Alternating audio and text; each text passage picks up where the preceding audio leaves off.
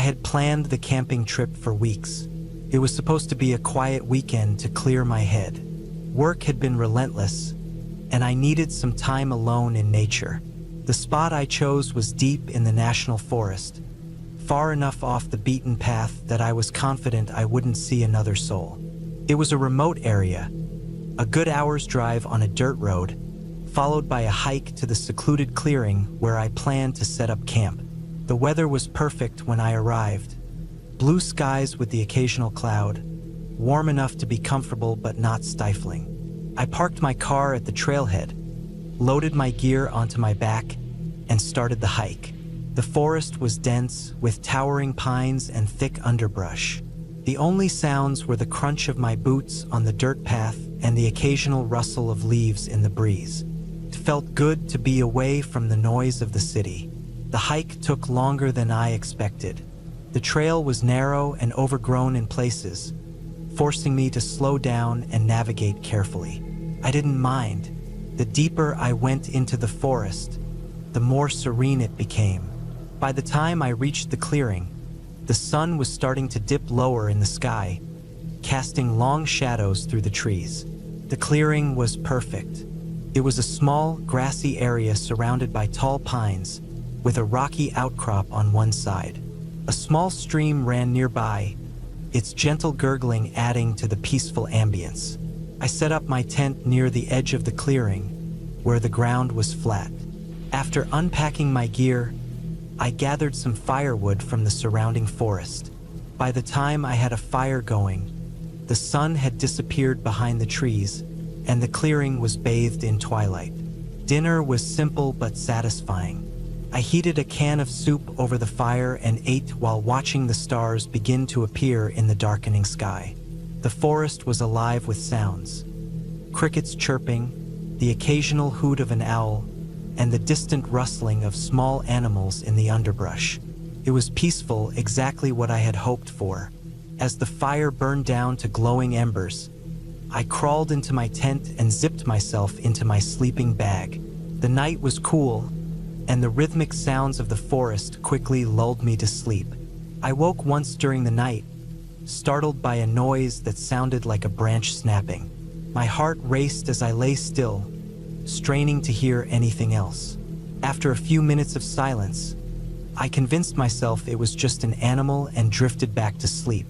The next morning, I woke to the sound of birds chirping. The sun was already up, and the clearing was bathed in golden light.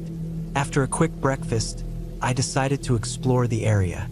The stream led to a small waterfall not far from my campsite, and I spent some time there, enjoying the cool mist on my face. It was exactly the kind of solitude I had been craving. But by midday, I started to feel uneasy. It was subtle at first, a nagging feeling that I was being watched. I tried to shake it off, telling myself it was just my imagination. Still, the feeling persisted. I'd glance over my shoulder, convinced I'd see someone standing there, but there was never anything but trees and shadows. I returned to my campsite and decided to stay close for the rest of the day. I busied myself with small tasks, gathering more firewood, filtering water from the stream, and whittling a stick I'd found. The feeling of being watched didn't go away. In fact, it seemed to intensify as the day went on. By the time evening came, I was on edge. I built the fire higher than the night before, its crackling flames providing a small comfort against the encroaching darkness. I told myself I was overreacting, that the isolation was playing tricks on my mind. But I couldn't shake the feeling that I wasn't alone. That night, I struggled to fall asleep. Every sound seemed amplified in the quiet of the forest. I kept imagining shapes moving just beyond the edge of the firelight, but when I shone my flashlight into the trees, there was nothing there. Finally, exhaustion took over, and I drifted into a restless sleep. I woke abruptly in the middle of the night. The fire had burned down to embers, and the clearing was almost pitch black. Something had woken me. A noise, though I couldn't identify what it had been. I lay still, heart pounding, listening intently. That's when I heard it again. a faint rustling sound, like someone or something moving through the underbrush. I reached for my flashlight and shone it in the direction of the sound. The beam cut through the darkness, illuminating the trees at the edge of the clearing. For a moment, I saw nothing. Then, just as I was about to turn off the flashlight, I caught a glimpse of movement. It was subtle, almost imperceptible, but enough to confirm that I wasn't imagining things. I stayed awake for the rest of the night, clutching the flashlight and a small camping knife. The rustling sounds came and went, always too far away to see anything clearly but close enough to keep my nerves on edge. By the time dawn broke, I was exhausted but relieved to see the light of day. I decided to cut the trip short. Whatever was out there, I didn't want to stick around to find out. I packed up my gear as quickly as I could, constantly glancing over my shoulder. The forest, which had felt so welcoming when I arrived, now felt oppressive, as if the trees themselves were closing in on me. The hike back to my car was nerve-wracking. The feeling of being watched never left me, and I could swear I heard footsteps behind me at times. I resisted the urge to turn around and run, knowing that panic would only make things worse. When I finally reached the trailhead and saw my car, a wave of relief washed over me.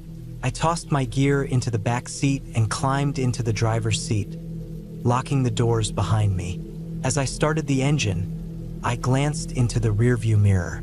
For a split second, I thought I saw a figure standing at the edge of the trees, partially hidden by the shadows. But when I looked again, it was gone. The drive home felt surreal. I couldn't shake the feeling that I'd narrowly escaped something, though I still wasn't sure what.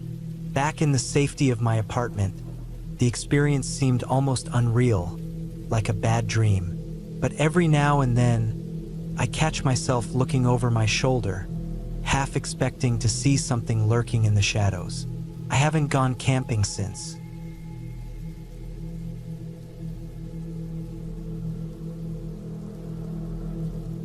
Camping in the wilderness had always been a way for me to clear my mind.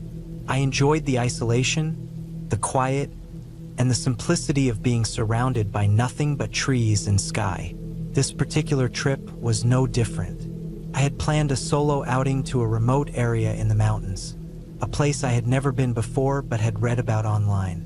The photos of vast meadows, dense forests, and a crystal-clear lake had drawn me in. I arrived early in the morning, parking my car at a small trailhead that barely saw any traffic. It was midweek, and I didn't expect to see anyone else during my trip. The trail was faint, overgrown in places, and clearly not well used, which suited me just fine. I strapped on my heavy pack, checked my map and compass, and started hiking. The air was crisp, the kind of clean you only get far from cities.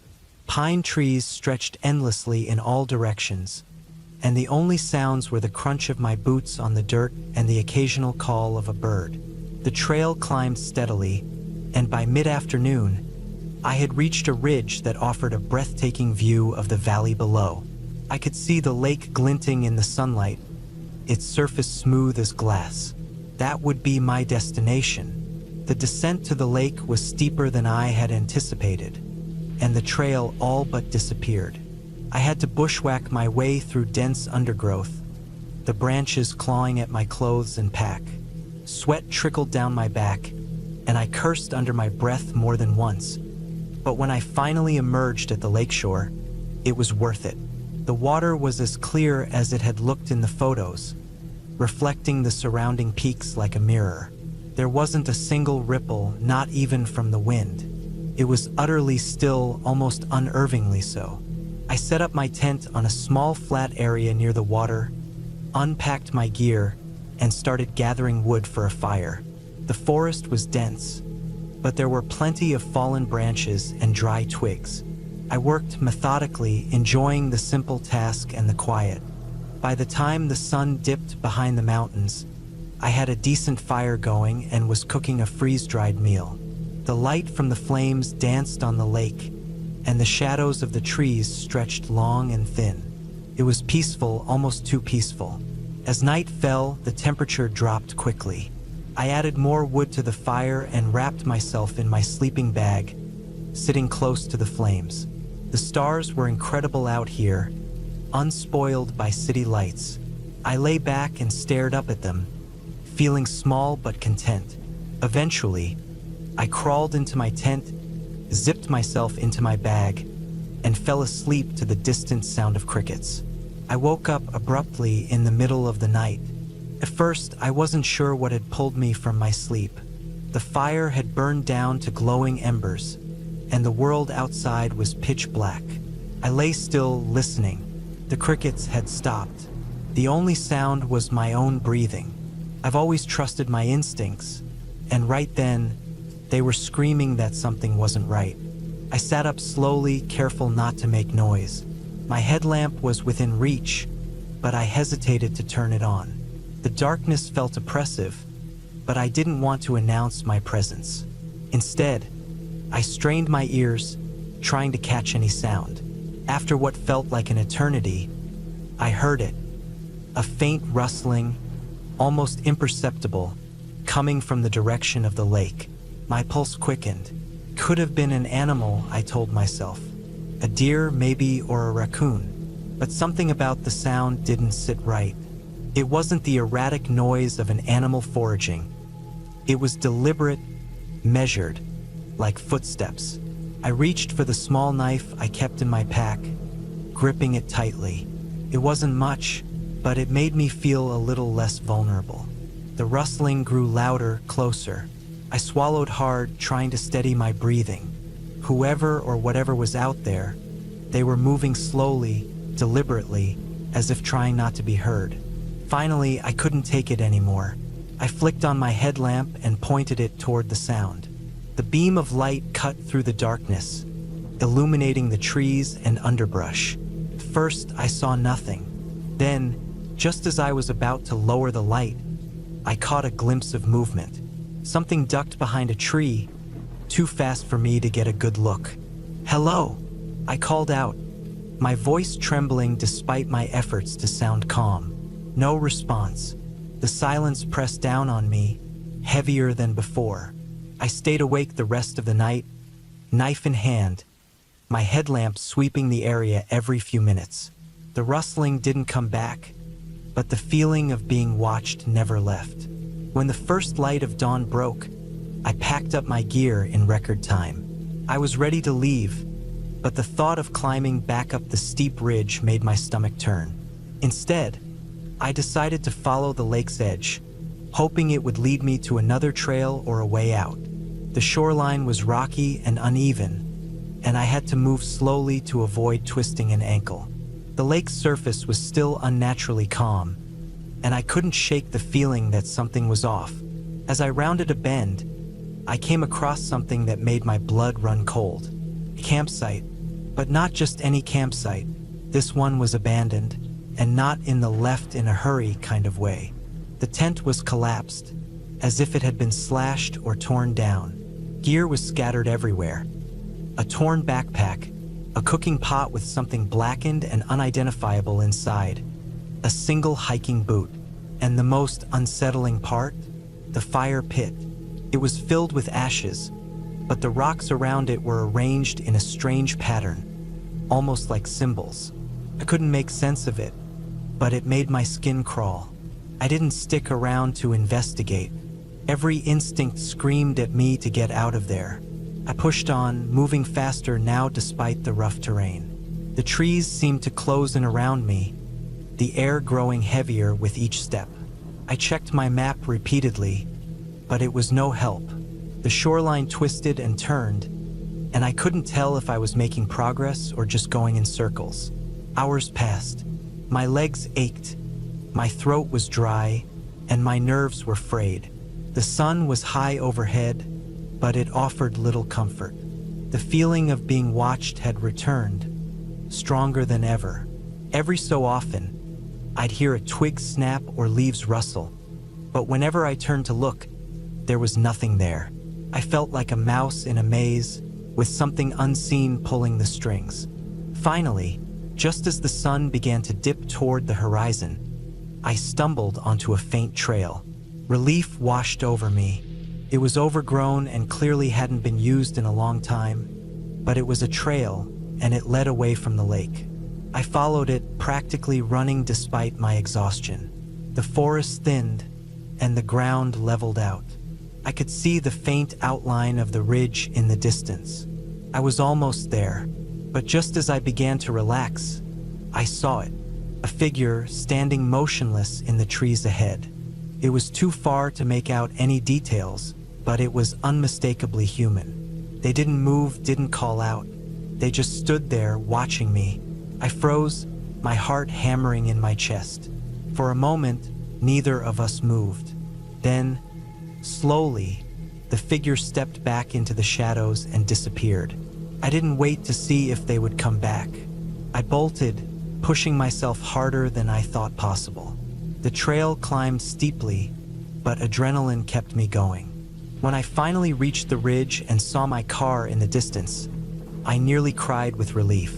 I didn't stop running until I was inside the car, doors locked, engine running.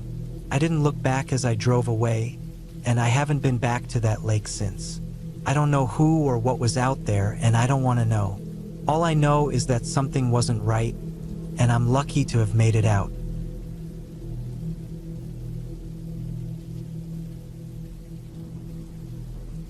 I've always loved the solitude of camping, but the trip I took last October changed the way I think about being alone in the wilderness. I'd planned a weekend of hiking and camping in a remote area of the White Mountains. It was supposed to be a break from my stressful job, a chance to disconnect and reset. Instead, it turned into something I'll never forget. The trailhead was a 2-hour drive from my apartment, and I reached it just after dawn. The morning was crisp, with the kind of chill that seeps into your fingers and toes. I parked my car in the small, empty lot, strapped on my backpack, and started the hike. The plan was to follow a lesser-known trail up to a secluded campsite near a small lake.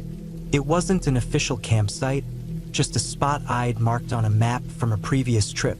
The trail was narrow, winding through thick woods that seemed to close in around me as I climbed higher. The forest was eerily quiet, the only sounds my boots crunching on the leaf-strewn path and the occasional rustle of a bird or squirrel. By midday, I'd made it to the ridge that overlooked the lake.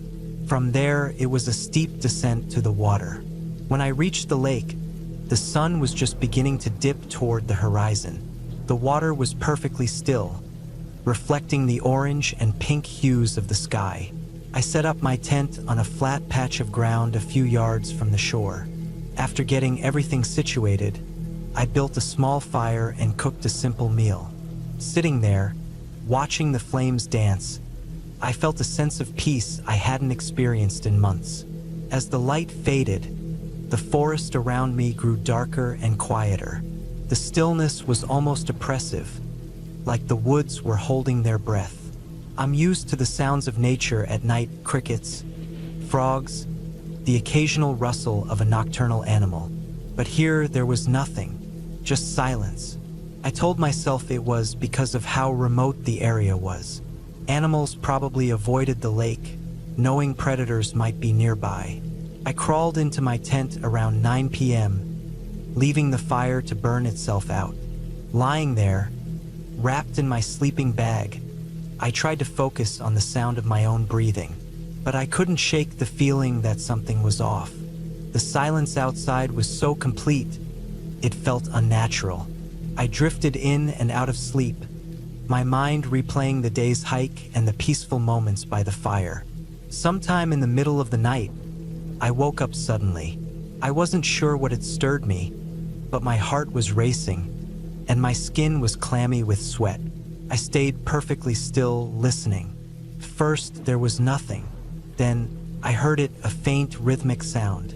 It was distant, but distinct. A steady crunching, like footsteps on dry leaves.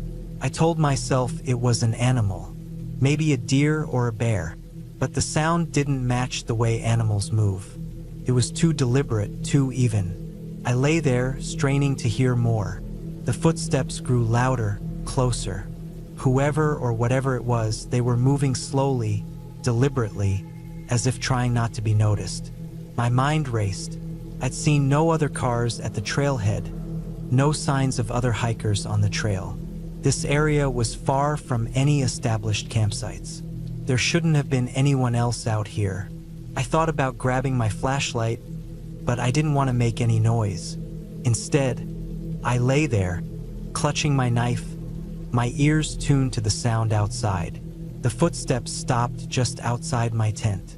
I held my breath, every muscle in my body tense. Whoever was out there wasn't moving. They were just standing there, listening, watching. I didn't know. The seconds dragged on like hours. Then, the footsteps started again, moving away from my tent and toward the lake. I waited until I couldn't hear them anymore before unzipping my sleeping bag and grabbing my flashlight. My hands were shaking as I turned it on, shining the beam around the inside of the tent. Everything looked normal. I listened for a while longer, but the only sound was my own breathing. Eventually, exhaustion overtook me and I fell back asleep. When I woke up, the sun was just beginning to rise. I stepped outside and scanned the area around my campsite. There were footprints in the dirt, leading from the woods to the lake. They were human footprints, but they didn't belong to me. They were larger with a wider gait. Whoever had been out there wasn't just passing through. They'd come to my campsite, stopped, and then left. I debated packing up and leaving, but I told myself it was probably just another hiker who'd gotten lost or curious about my camp. Still, the experience had unsettled me.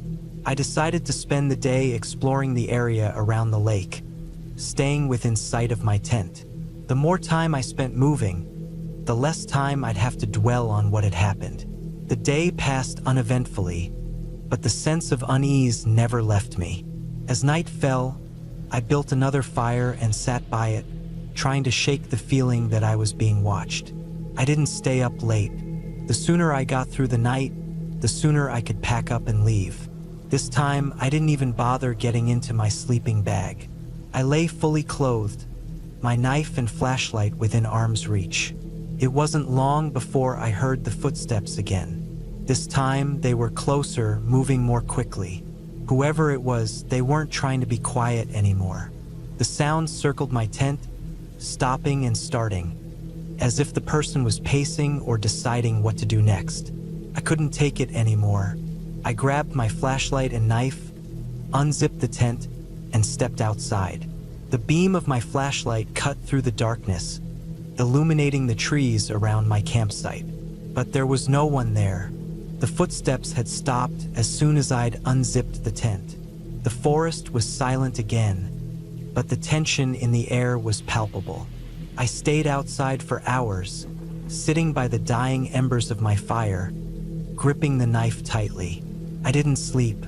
As soon as the first light of dawn appeared, I packed up my gear and started back toward the trailhead. The hike back felt endless. Every snap of a twig or rustle of leaves set my heart racing. I couldn't shake the feeling that I was being followed. When I finally reached the parking lot, my car was the only one there. I threw my gear into the trunk and got in, locking the doors before starting the engine. As I pulled onto the dirt road, I glanced in the rearview mirror. For a split second, I thought I saw a figure standing at the edge of the trees, watching me. But when I looked again, there was nothing there. I don't know who or what was out there that weekend, but I've never been able to bring myself to go camping alone again. The wilderness used to feel like a refuge, a place where I could escape the noise and chaos of everyday life. Now, it feels like a place where anything can happen, and no one will ever know.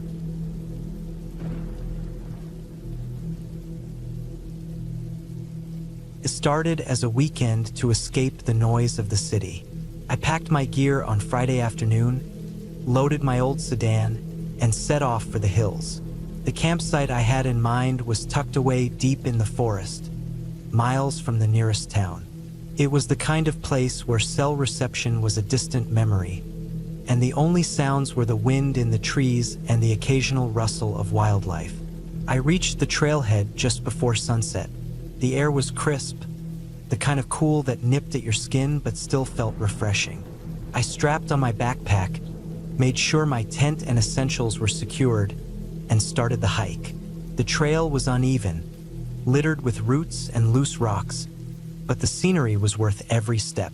Tall pines stretched high above, their branches forming a dense canopy that let through slivers of golden light. The forest floor was a patchwork of moss, fallen leaves, and scattered wildflowers. About an hour into the hike, I reached the clearing where I planned to set up camp. It was a small, flat patch of ground bordered by a shallow creek. The sound of the water trickling over smooth stones was soothing, a natural white noise that made the spot feel perfect. I pitched my tent near the tree line, far enough from the water to avoid any unexpected dampness, but close enough to enjoy the view. After setting up camp, I gathered some fallen branches for a fire. The sun had dipped below the horizon by the time I got the flames going. The warmth was welcome as the evening chill settled in. I cooked a simple dinner on my portable stove and leaned back against a log, staring at the stars that dotted the inky sky. It was a rare sight for someone used to city lights. Out here, the stars seemed endless, a reminder of how small we are in the grand scheme of things. By the time I crawled into my sleeping bag, the fire had burned down to glowing embers. The forest was alive with nocturnal sounds: the hoot of an owl, the rustle of leaves, the distant howl of a coyote. I felt a sense of peace, a connection to the wilderness that I hadn't experienced in a long time. I woke up abruptly in the middle of the night. At first, I wasn't sure what had roused me. The fire had long since gone out, and the darkness inside the tent was almost complete. My ears strained to catch any sound, but the forest had gone eerily quiet. The usual symphony of crickets and rustling leaves was absent. It was the kind of silence that felt unnatural, almost oppressive. I lay still, my heart pounding in my chest. Then I heard it, a faint crunch of leaves, deliberate and slow. It was close, too close for comfort. My first thought was that it might be a deer or some other harmless animal, but the footsteps had a weight to them that didn't fit. Whatever was out there was large. Reaching for the small flashlight I kept by my side, I hesitated. If it was an animal, the light might scare it off. If it wasn't, well, I wasn't sure I wanted to find out. My hand hovered over the flashlight as the footsteps grew louder, circling the tent. I could feel my breath quickening, the fabric of the tent suddenly feeling like a flimsy barrier. Then, just as suddenly as it started, the sound stopped. The silence returned, thicker and more suffocating than before. I waited, muscles tense, for what felt like hours but was probably only minutes. When nothing happened, I finally allowed myself to exhale. Maybe it was just an animal passing through, I thought, trying to convince myself. The next morning, I stepped out of the tent to find the ground around my campsite disturbed. There were footprints, human footprints, in the soft earth. They circled the tent and led off into the woods. My stomach churned. The prints were too large to be mine, and I hadn't seen another soul since arriving. I tried to shake off the unease as I went about my day. The forest seemed normal again, the silence of the night replaced by birdsong and the rustle of squirrels in the trees. Still, I couldn't forget those footprints. I decided to cut my stay short. As much as I loved the solitude, the thought of someone, or something, lurking nearby was too unsettling. I packed up my gear and started back down the trail. The hike felt different this time, the forest less inviting and more oppressive. Every snap of a twig or rustle of leaves made me jump. I kept glancing over my shoulder, half expecting to see someone following me. About halfway to the trailhead, I came across something that made my blood run cold. Hanging from a tree branch was a bundle of sticks tied together with twine, like some kind of crude effigy. It hadn't been there on my way in. The sticks were arranged in a way that seemed deliberate, almost ritualistic. I stared at it for a moment, my heart pounding, before forcing myself to keep moving. The closer I got to my car, the more desperate I became to leave. When I finally reached the trailhead, I felt a wave of relief wash over me. The sight of my car was like a lifeline. I threw my gear into the trunk and climbed into the driver's seat, locking the doors behind me. As I started the engine and pulled away, I couldn't shake the feeling that I was being watched. It wasn't until I was miles away, back on the main road, that I began to relax. But even now, sitting at home and recounting the experience, I can't help but feel a lingering unease. I'll never know who or what was out there that night, but one thing is certain: I won't be going back to that campsite ever again.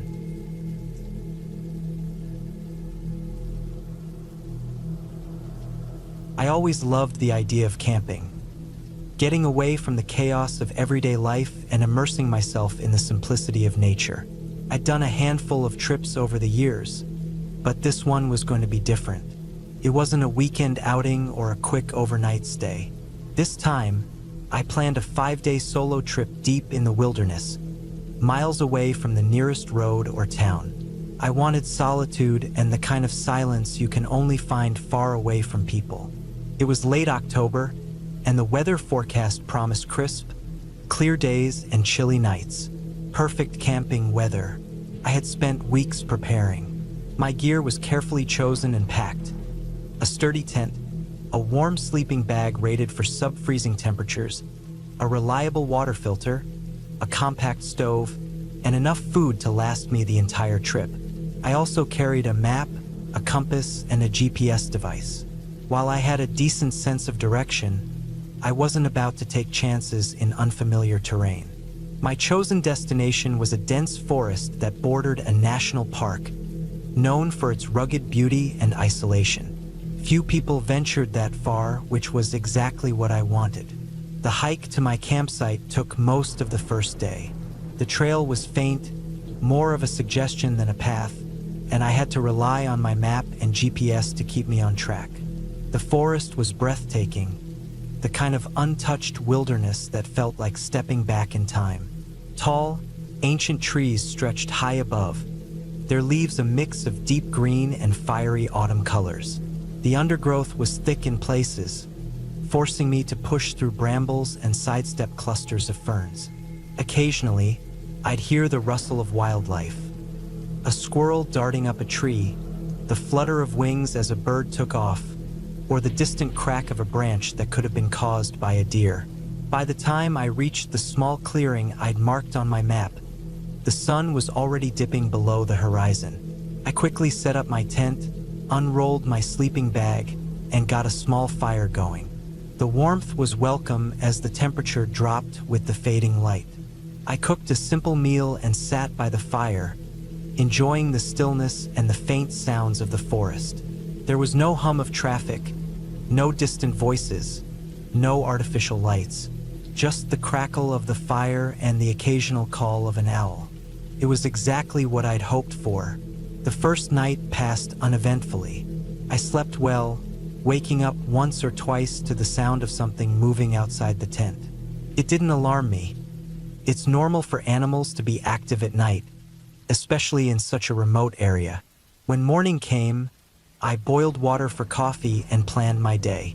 I intended to spend it exploring the area, venturing farther into the woods and maybe finding a stream or a good vantage point. I packed a small day bag with essentials and set off, leaving my tent and heavier gear behind. The forest was even more beautiful in the morning light. Sunlight filtered through the trees, casting dappled patterns on the ground. The air was crisp, carrying the earthy scent of damp leaves and moss. I hiked for hours, pausing now and then to take in the scenery or listen to the sounds of the forest.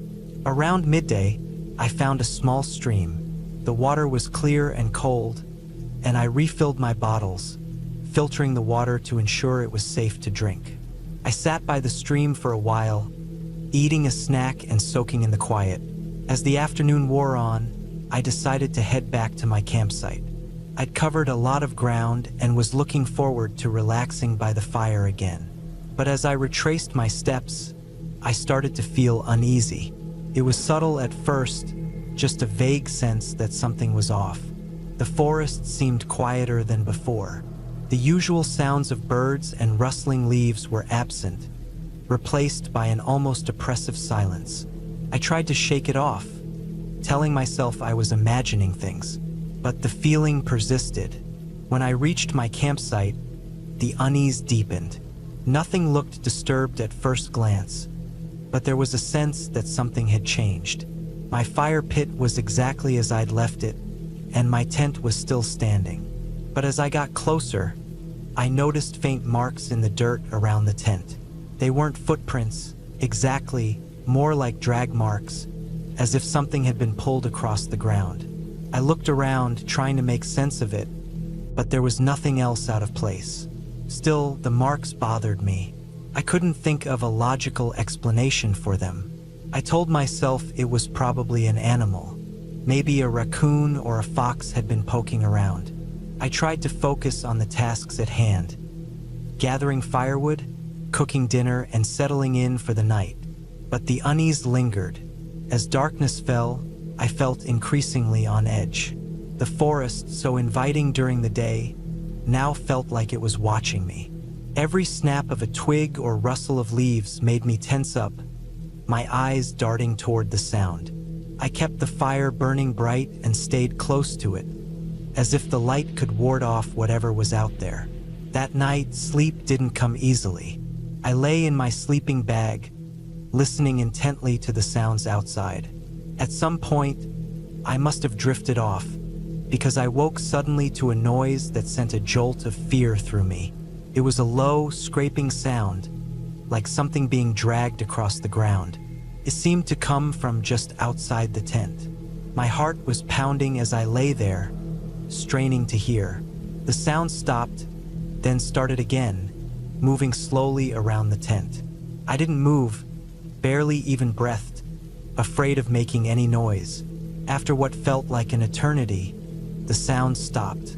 I stayed awake the rest of the night, clutching the small knife I always kept in my gear. When dawn finally came, I cautiously unzipped the tent and stepped outside. The ground around the tent was disturbed, marked by more of those strange drag marks. They formed a rough circle around the tent, as if whatever had made them had been pacing around me. My firewood pile had been knocked over, but nothing else seemed to be missing or damaged. I felt shaken but determined not to let fear ruin my trip. I told myself it was probably just an animal, maybe a curious bear or a large deer. I resolved to be more vigilant and decided to move my campsite to a different location, hoping that would deter any further disturbances. I spent the day packing up and scouting for a new spot, eventually finding a clearing a couple of miles away.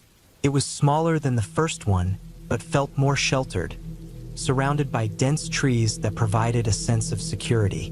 The next 2 days passed uneventfully. I explored the area, fished in a nearby stream, and enjoyed the solitude I'd come for.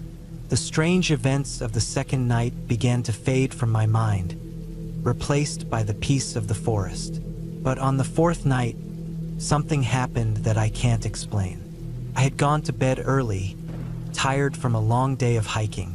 Sometime in the middle of the night, I woke to the sound of footsteps. They were slow and deliberate, crunching through the undergrowth just beyond the edge of the clearing. My first thought was that it was another camper, though I hadn't seen anyone since I arrived. I sat up, listening intently. The footsteps stopped, then started again, moving closer. I called out, hoping to identify whoever it was. There was no response. The footsteps stopped again, this time alarmingly close to the tent. My heart was racing as I grabbed my knife and flashlight. I unzipped the tent just enough to peek out, shining the light into the darkness. The beam illuminated trees and shadows, but no sign of anyone. The forest was silent again, as if holding its breath. I stayed awake the rest of the night, unable to shake the feeling that I was being watched. When morning came, I decided to cut my trip short. As much as I hated to admit it, the isolation that had drawn me to this place now felt threatening. I packed up my gear and started the long hike back to the trailhead. The walk out was tense. Every sound made me jump, and I kept glancing over my shoulder, half expecting to see someone following me. But the forest remained empty, and I reached my car without incident. As I drove away, I felt a mix of relief and disappointment. I'd wanted an adventure, but not like this. To this day, I don't know what happened out there. Maybe it was just my imagination, heightened by the isolation and the eerie silence of the forest. Or maybe someone really was out there watching me. Either way, the experience left a mark. I still love camping and the outdoors, but I've never gone that deep into the wilderness alone again.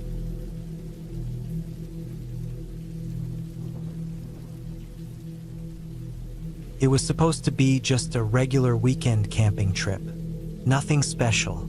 I had been hiking and camping in the woods for years, but this time, I chose a new spot. It was remote, far away from the main trails, tucked deep in the woods, with a small creek running nearby. Just the kind of place where you could get away from it all and enjoy some peace and quiet. That's what I thought, at least. I set out early that morning, the sun still low in the sky, and made my way down the dirt path, a light backpack slung over my shoulders. The weather was perfect, clear skies, the kind of crisp fall morning where the air is sharp, but it feels refreshing. The trail was narrow and winding, with thick trees on either side. Their shadows stretched long over the ground, making it feel almost like a tunnel, though the golden light from the sun made everything look warm. It wasn't a particularly tough hike. I had done longer, more challenging ones in the past, but there was something about this place that felt different from the moment I stepped onto the trail. The trees seemed thicker, the air seemed quieter. Even the birds seemed to have stopped chirping. I didn't think much of it at first, just a little oddity I brushed off as nothing. But as I moved deeper into the woods, I couldn't shake the feeling that I wasn't quite alone. It was around noon when I reached the spot I'd been aiming for, a small clearing beside the creek. The place was perfect for a camping spot. A flat patch of grass, a few boulders by the water to sit on, and a towering canopy of trees that provided shelter from the elements. I set up my tent quickly, then unpacked a few things, including a small camp stove and some food to make my lunch. As I sat down to eat, the stillness of the forest around me began to settle in. It was so quiet that I could hear the distant sound of water trickling, but nothing else. No insects buzzing, no wind rustling through the trees, nothing. That's when I started to get the feeling that something was off. I couldn't explain it. It wasn't like someone was watching me, but there was this pressure in the air, a feeling like I wasn't supposed to be there, like the forest was holding its breath, waiting for something. I told myself I was being paranoid, so I pushed the thought aside and decided to go for a short hike along the creek. The sound of the water rushing over rocks helped calm me, and I focused on the beauty around me, how the sunlight shimmered through the branches, casting dancing shadows on the ground. The only noise now was the occasional splash as I stepped on rocks in the creek. The path I followed led deeper into the forest, though I had to be careful, as the trail was a bit more overgrown. Eventually, I found a large boulder in the middle of the creek, the perfect place to sit and take in the surroundings. It was peaceful, and for a while, I almost forgot about the unease that had settled in my stomach. That was when I heard it. A noise, a rustling not far away. I froze, my heart pounding in my chest. It wasn't the wind or an animal. This was a distinct sound, deliberate, almost like footsteps in the brush. But there was no one else around. I listened, straining my ears, but nothing came after that. No more rustling. The air was still again, almost unnaturally so. I got up from the rock and started walking back to my campsite, trying to push the thought out of my head. By the time I returned to my tent, the unease had only grown. The air felt heavier, and the trees around me seemed different, more oppressive, like they were closing in on me.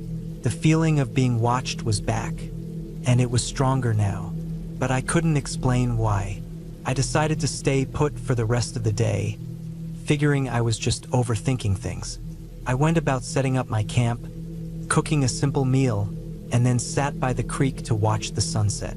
It was beautiful, the sky turning a deep orange and pink, but no matter how much I tried to enjoy it, the feeling of being observed never left. As night fell, the forest grew darker. The last of the sunlight faded, and the stars began to emerge.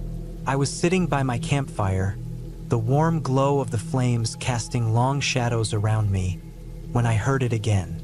A sound much closer this time, a twig snapping in the woods. I froze, my blood running cold. The sound was so clear, so distinct, like someone was walking just outside the firelight. I stood up slowly, my eyes darting around the campsite, scanning the darkness.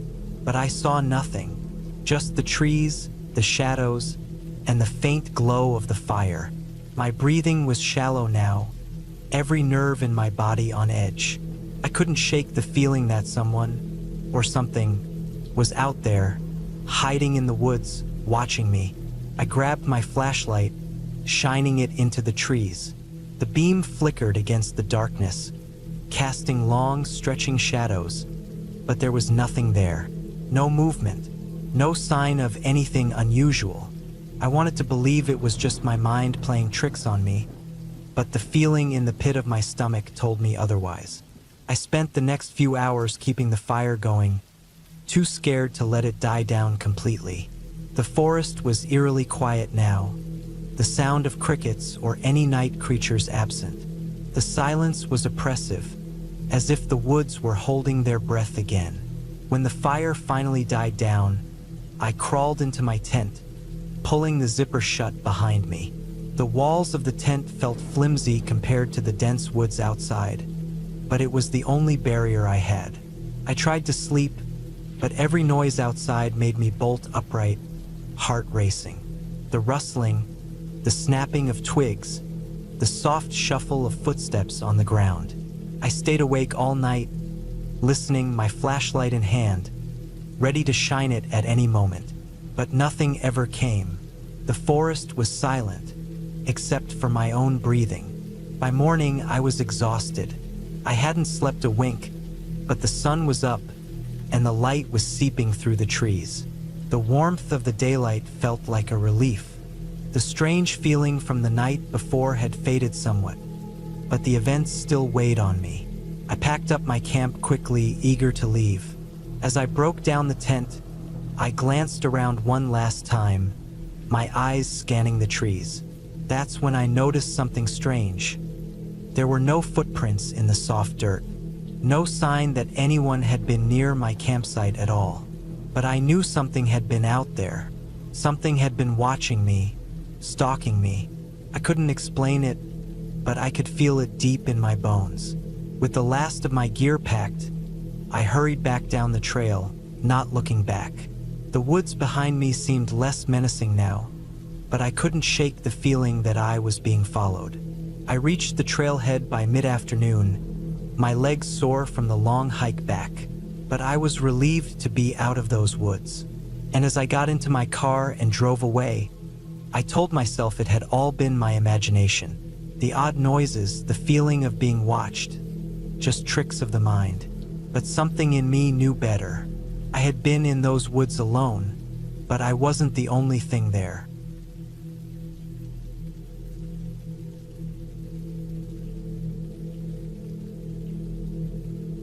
I've always loved camping, even though it's not something I do very often. There's something about the simplicity of it that appeals to me. The quiet of the forest, the smell of pine and earth, the crackle of a campfire at night. I usually prefer going alone, just to clear my head, escape the noise of everyday life, and enjoy the solitude. That's exactly what I was planning for this trip. A weekend away by myself, in the woods, to disconnect. I had no idea, though, that this would turn into something I would never forget. I set up camp in a remote part of the forest, far enough from any marked trails that I wouldn't be disturbed. The The sun had just dipped behind the trees when I finished setting up my tent. It was getting colder, and the shadows stretched longer, but I didn't mind. The air felt crisp and fresh. I built a small fire to keep warm, its orange glow dancing in the gathering darkness. It was the kind of night you could lose yourself in, listening to the crackling of the fire and the occasional rustle of leaves in the wind. The only thing I could hear besides that was the soft calls of the evening birds.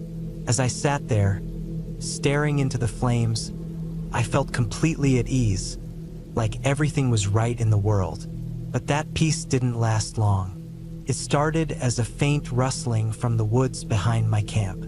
At first, I thought it was just an animal, maybe a deer or a raccoon. But then the sound got closer. The hairs on the back of my neck stood up. It wasn't the usual rustling of animals in the underbrush. This was different. It was too deliberate, too rhythmic. The sound of footsteps. I froze, not sure what to make of it. The forest had a way of playing tricks on you, making sounds seem closer than they really were. I turned around to scan the edge of the trees, but I couldn't see anything in the growing darkness. I told myself it was probably nothing. Still, the feeling of being watched settled deep in my gut. I tried to shake it off, focusing instead on the warmth of the fire. But the sound didn't stop. It was getting closer, slow, deliberate steps, like someone walking just outside the circle of light from the fire. I stood up, my heart pounding in my chest, and grabbed a flashlight from my pack. I didn't know what I was expecting to find, but I couldn't shake the feeling that something was out there, something that wasn't supposed to be. I walked toward the edge of the campsite, shining the beam of light into the darkness. There was nothing, just the trees, the shadows, and the rustling of the wind. I kept the flashlight trained on the ground, scanning for anything that might be out of place. But I found nothing. No footprints, no signs of movement, just the same old forest. I turned around to head back to the fire, but then I saw it. A figure, barely visible, standing just beyond the trees, almost blending into the shadows. It was tall, unmoving, like it was waiting for me to notice it. I froze again, my breath catching in my throat. I couldn't see its face, but I knew it was watching me. I should have grabbed my things and left right then. Should have packed up and gotten out of there, but I didn't. Maybe I was too curious, or maybe I was just too damn stubborn to admit that something wasn't right. I took a few steps toward the figure, the flashlight shaking in my hand, and as I did, it stepped back into the woods, disappearing into the darkness like it had never been there. I stood there for a few moments, staring at the spot where it had been, trying to make sense of what I had seen. But nothing made sense. I didn't feel safe anymore, but I didn't want to let whatever that was drive me out of my own camp. I kept the fire burning and tried to focus on it, trying to convince myself that it was just my imagination playing tricks on me. But the feeling of being watched didn't go away. I stayed up for hours, listening for any sound, any movement. But the forest was quiet, too quiet. I thought about checking my phone, just to make sure everything was okay. But I remembered I had no service out here, no way to call for help. I was truly alone. Around midnight, I heard it again, the rustling. But this time, it was different. It wasn't coming from behind me. It was coming from all around me, like something was circling the campsite. I grabbed a stick from the fire and held it in front of me, my pulse racing. I tried to tell myself it was just an animal, maybe a bear or something, but deep down, I knew it wasn't. The rustling got louder, closer. I could hear the crunch of leaves beneath something heavy moving through the underbrush. I swung the flashlight around, trying to catch whatever it was, but all I saw were the trees and shadows. Nothing more. Yet the sound was unmistakable. Something or someone was there. Suddenly, the fire flickered. It went out, plunging the camp into darkness. My heart nearly stopped.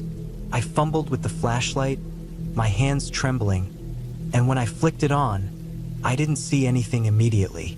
But as I scanned the area, I saw something moving at the edge of the campsite. Something large, shadowy, and human-like. It moved quickly, too quickly for an animal. I backed up, my mind racing, wondering if I was just imagining things. But then I heard a sound that confirmed I wasn't. A low, guttural growl, deep in the woods. It wasn't an animal sound, though. It sounded deliberate, like something that was trying to intimidate me. I bolted into the woods, running away from the campsite. My breath was coming in ragged gasps, my feet stumbling over rocks and roots. I didn't know where I was going, but I knew I couldn't stay near the camp. The forest felt alive with the sound of footsteps behind me, echoing in the dark, and the growls were growing louder. After what felt like an eternity of running, I finally stumbled onto a trail. I had no idea where it led, but it didn't matter. I followed it as fast as I could, my heart thudding in my chest. I could hear the growls getting fainter, and the footsteps had stopped. But I didn't feel safe. Not yet. Eventually, I came to a clearing. The moon was high, casting pale light over the landscape. And there, in the distance, I saw a cabin. It wasn't much, just a small, rundown structure, but it was something, place to hide, to catch my breath. I ran toward it, knocking on the door frantically. When it opened, I was greeted by an older man who looked confused but concerned when he saw the panic in my eyes. I quickly explained the situation, and without hesitation, he let me inside. Inside the cabin, I felt safe. I told him about the strange figure, the growls, and the footsteps, but he just nodded, as if he'd heard it before. He didn't seem shocked or alarmed. He told me that people often got lost out here, and some of them reported strange things. But he didn't believe in any of that. He assured me that the woods were just unpredictable. The night passed without incident. The next morning, the man offered me breakfast and directions back to the main trail. I thanked him and left, feeling both relieved and unnerved by the whole experience. As I hiked back to the trailhead, I couldn't shake the feeling that something had been watching me.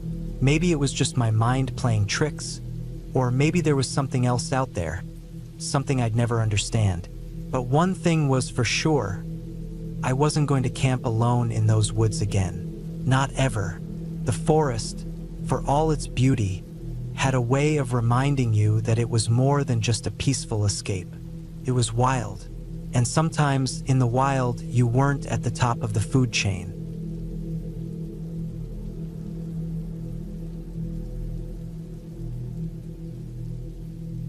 It was supposed to be a simple weekend trip, just me and the quiet woods.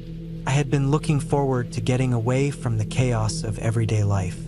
I needed some peace, some time to clear my head.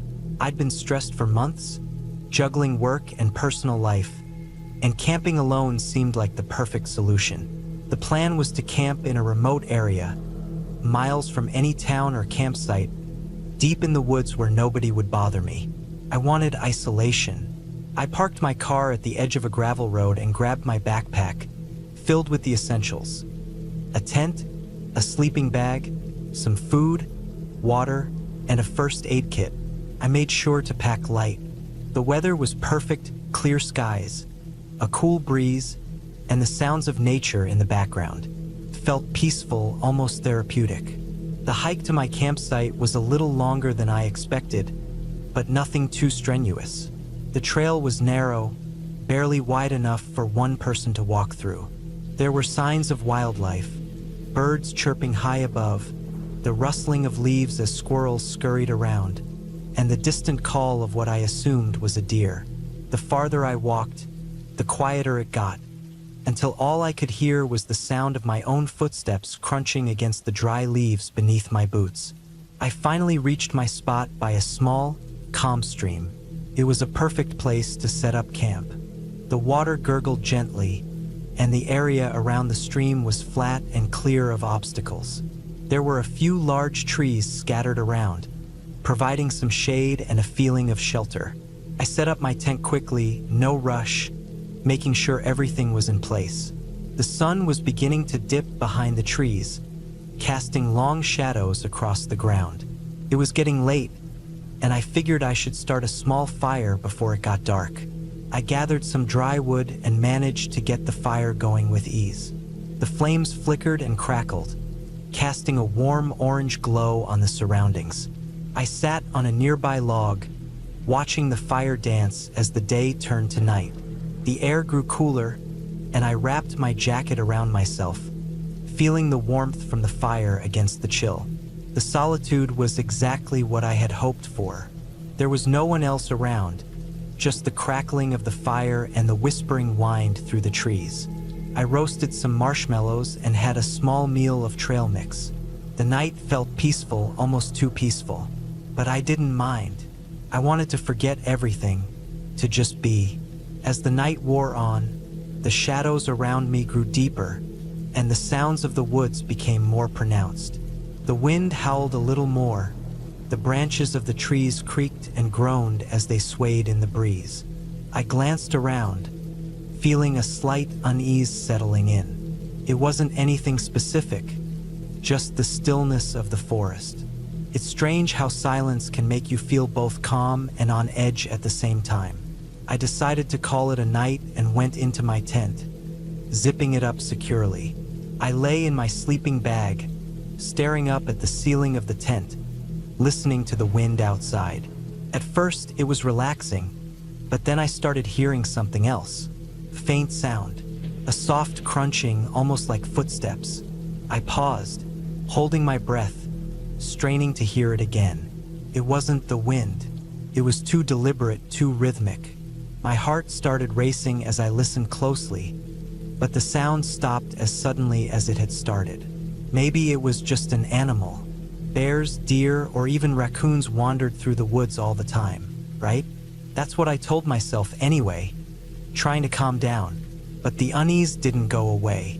I kept hearing noises, soft rustling in the bushes, more crunching, this time closer. It wasn't animals. At least it didn't sound like them. My mind was racing, trying to rationalize it. Maybe it was another hiker, though that seemed unlikely. No one else was supposed to be out here. I tried to ignore it, telling myself that the noises were just my imagination. But as the night stretched on, the sounds grew louder, closer, more distinct. I could hear something moving around outside my tent.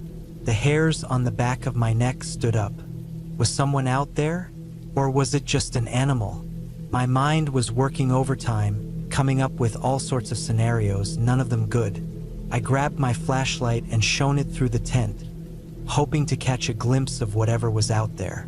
The light illuminated nothing but the shadows of trees and the flickering light from my fire, which I had left burning outside. But as I flicked the beam of light across the darkened forest, I saw something I didn't expect. A figure, barely visible in the distance, standing just beyond the trees. It was a silhouette, but there was no mistaking it. Someone was out there. Panic shot through me. I wasn't exactly sure what to do. I could pack up and leave, but it would be dark, and I had no idea who or what that person was. The last thing I wanted was to run into someone out here.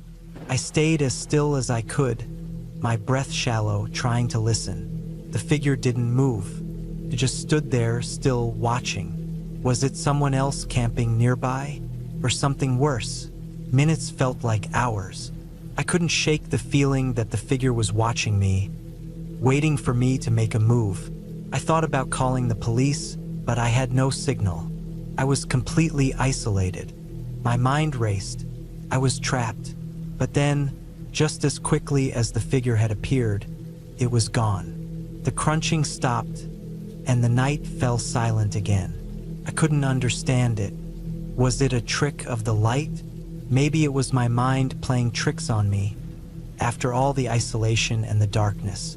I tried to calm down, but the uneasy feeling in my stomach wouldn't leave. I stayed awake the entire night, my flashlight in hand, scanning the area around my tent. But nothing happened. When the first light of dawn came, I decided I'd had enough. I couldn't stay another minute.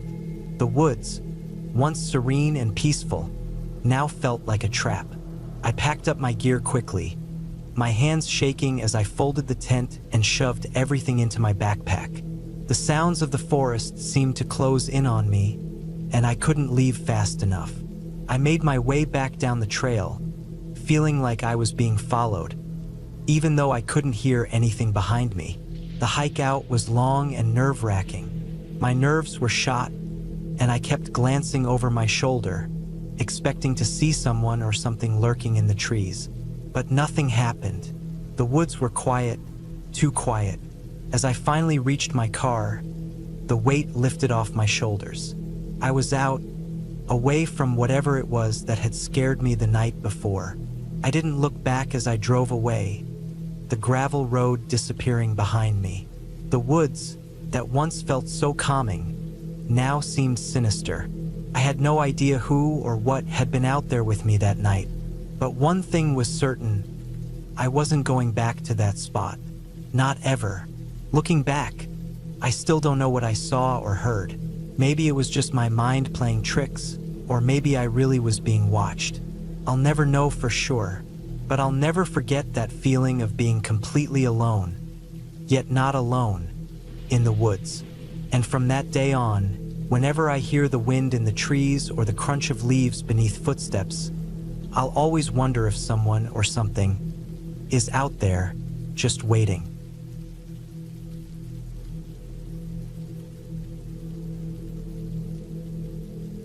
I've always loved the outdoors. Ever since I was young, I enjoyed camping in the woods, hiking through forests, and simply being surrounded by nature.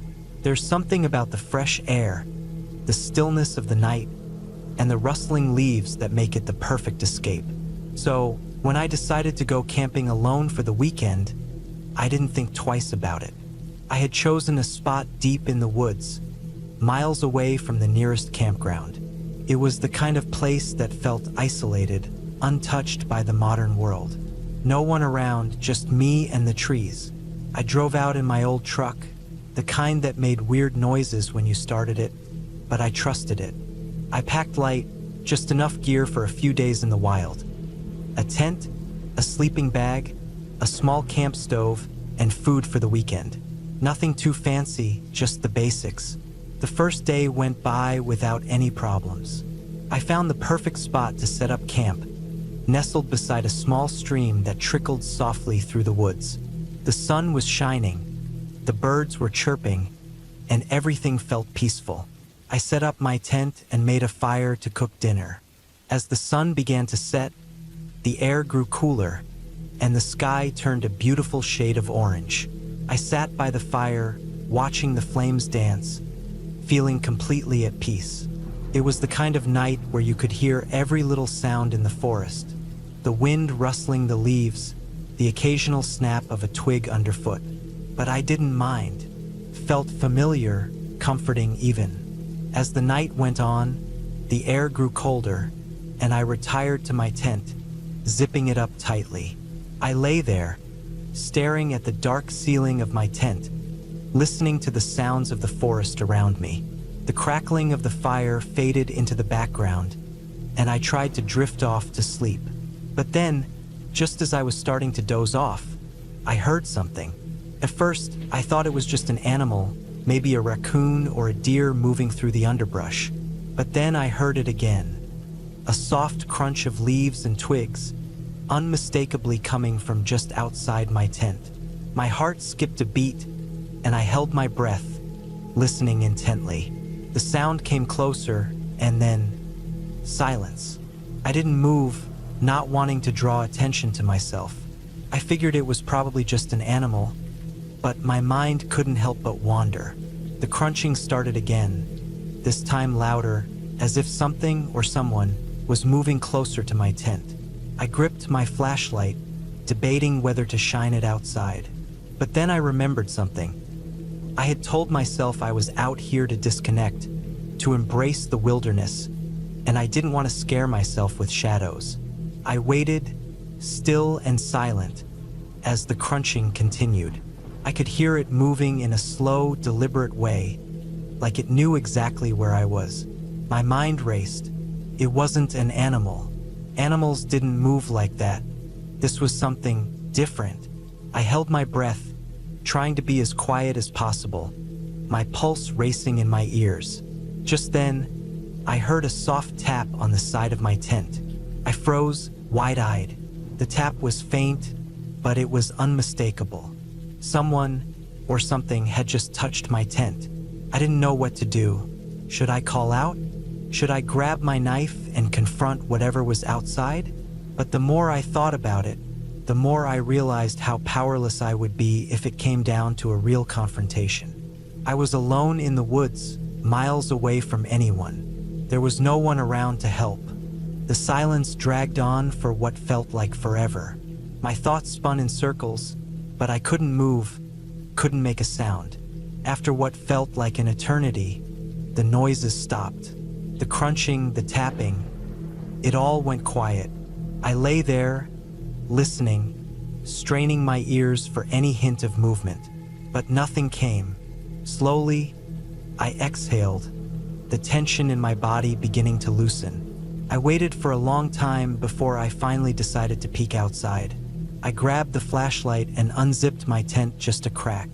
The beam of light cut through the darkness, illuminating the area around me. Nothing. There was no sign of anyone, no footprints or disturbed earth. The forest was as still as it had been when I first arrived.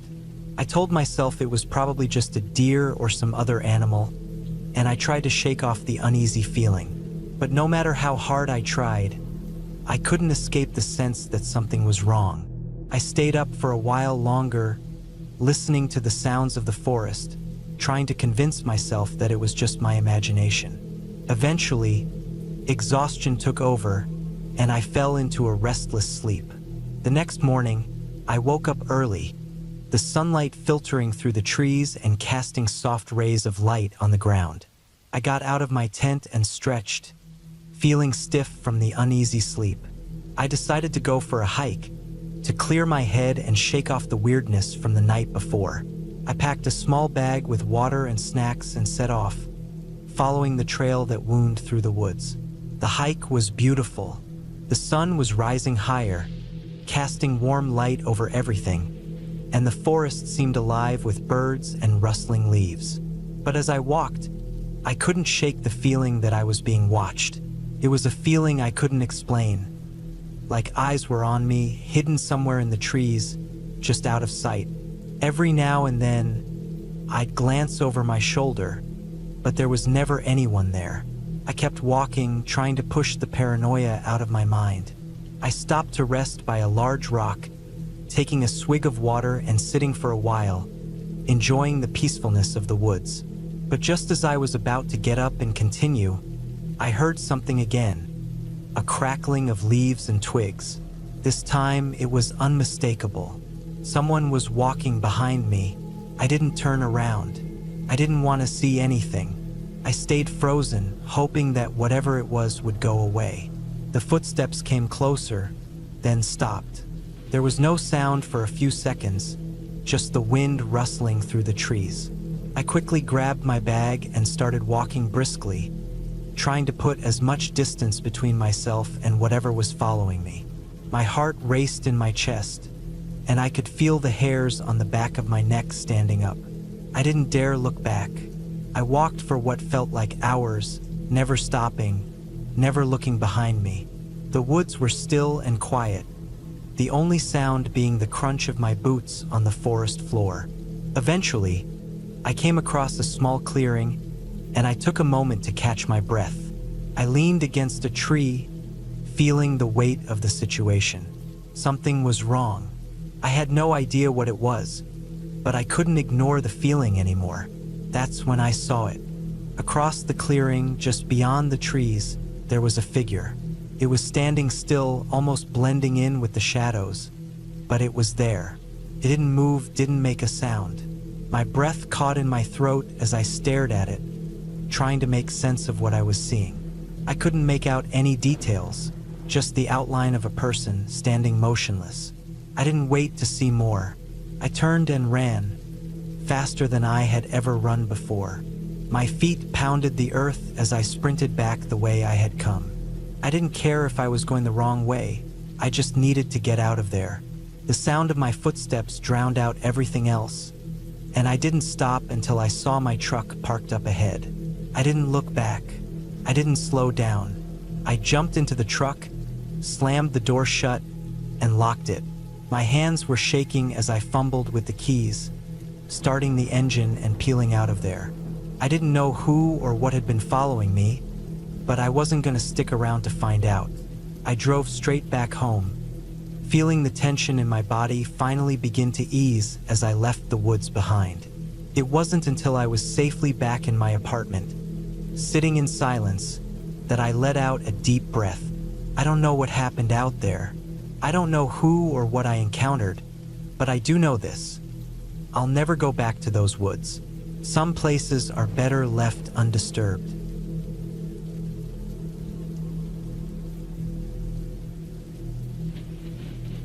I had always loved the outdoors.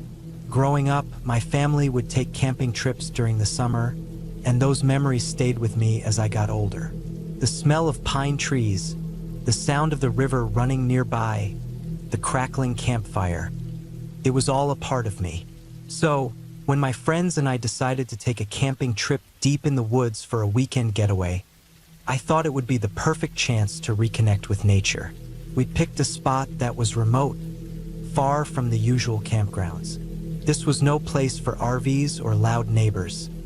It was the kind of place where the only sounds you'd hear were the birds overhead and the wind rustling the trees. At least that's what I thought. The drive was long. We'd driven for hours, and then it was another 2-mile hike from where we parked the car to the actual campsite.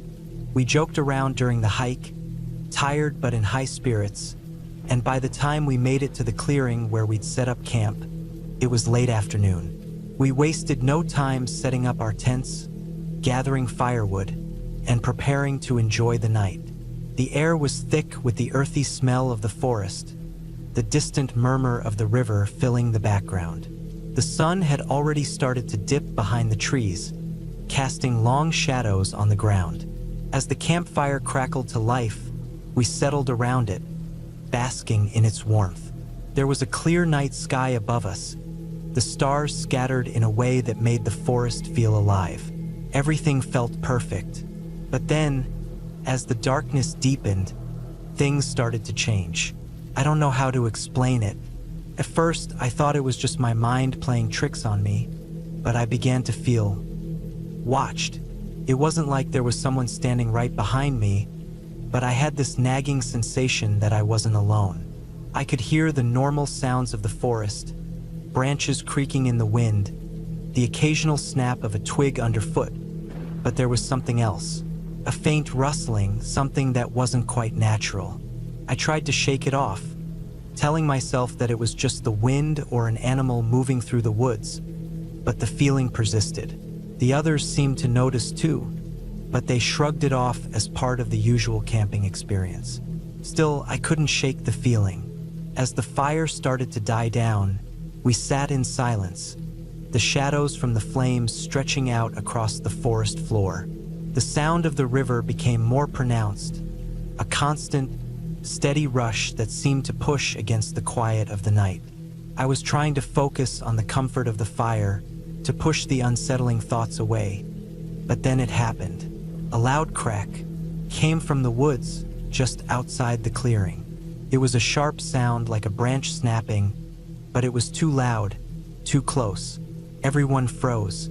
I glanced at the others, but no one said anything. We all just sat there, staring into the darkness, as if waiting for something to happen. The moment stretched on, but nothing came. No footsteps, no movement, no further sounds. Eventually, we went back to our quiet chatter, though there was a slight edge to our voices now. It was probably just a deer or some other animal, I thought. Nothing to be afraid of. But as the night wore on, the feeling of being watched grew stronger. I couldn't stop glancing around, my eyes constantly scanning the trees, trying to spot any movement. The others seemed to be more relaxed, but I couldn't shake the sense that something was wrong. By the time we decided to turn in for the night, the feeling had only intensified. It wasn't just the rustling of leaves or the distant sounds of animals anymore. It was the way the air felt, thick and heavy, like something was just waiting in the dark. I tried to convince myself that I was just being paranoid, but it was hard to ignore the tension in the air. I crawled into my tent, zipped it up, and tried to settle in for the night. The rustling continued, but it wasn't as close anymore. I told myself I was just being silly. Still, I couldn't help but listen intently, straining to hear every sound. I forced myself to close my eyes, trying to sleep, but it wasn't easy. Every little noise made my heart race. Sometime during the night, I must have dozed off. When I woke up, it was still dark, and the fire had long since gone out. I could hear the sound of the river, a soothing noise that was almost comforting in the stillness. But then, there was something else, a tapping sound. It was soft at first, almost like someone was tapping on the side of my tent. I held my breath, straining to hear it again. Came again, louder this time. Top, top, top. My heart skipped a beat. I wasn't imagining this. Someone was out there. I lay still, too afraid to move, too afraid to make a sound. My mind raced. Was it a person?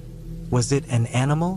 Why was it so persistent? The tapping continued for what felt like an eternity. I wanted to call out to my friends, but I didn't want to risk drawing attention to myself. If it was a person, I didn't want to alert them to the fact that I was awake. Eventually, the tapping stopped. I waited for what seemed like hours, but no more sounds came. I finally convinced myself that it was just a branch brushing against the tent in the wind. Maybe I had imagined the whole thing. But as the first light of dawn crept into the sky, I knew something wasn't right. I unzipped my tent, stepping out into the cold morning air. The ground was damp with dew, and the forest was still. Too still. There were no birds singing, no breeze rustling the leaves. The world felt empty. I looked around, scanning the clearing. My friends were still in their tents, all quiet. There was no sign of anyone or anything unusual. I told myself that I was just being paranoid. But then I saw it, a set of footprints. They weren't there the night before. I was sure of it. The footprints were fresh, leading from the edge of the clearing toward my tent.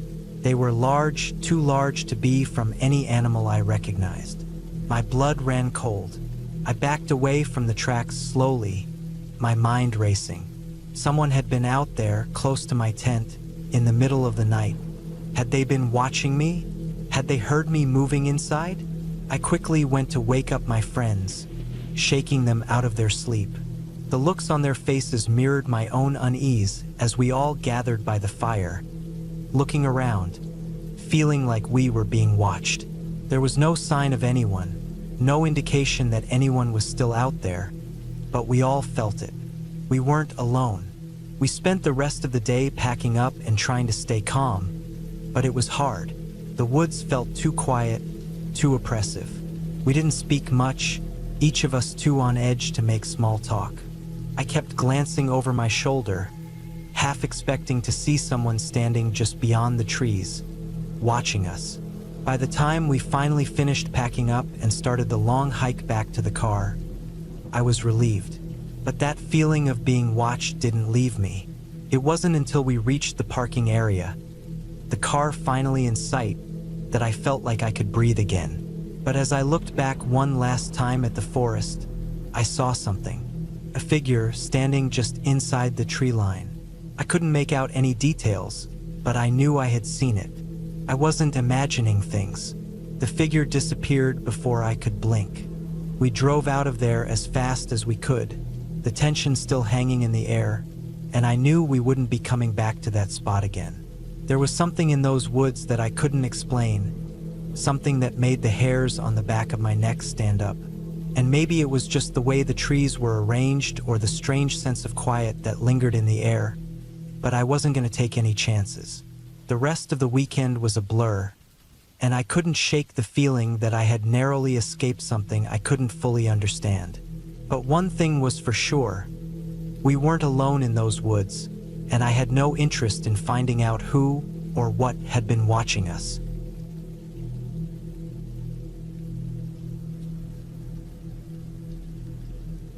I had always loved the outdoors, so when my friends suggested a camping trip deep in the woods, I was excited.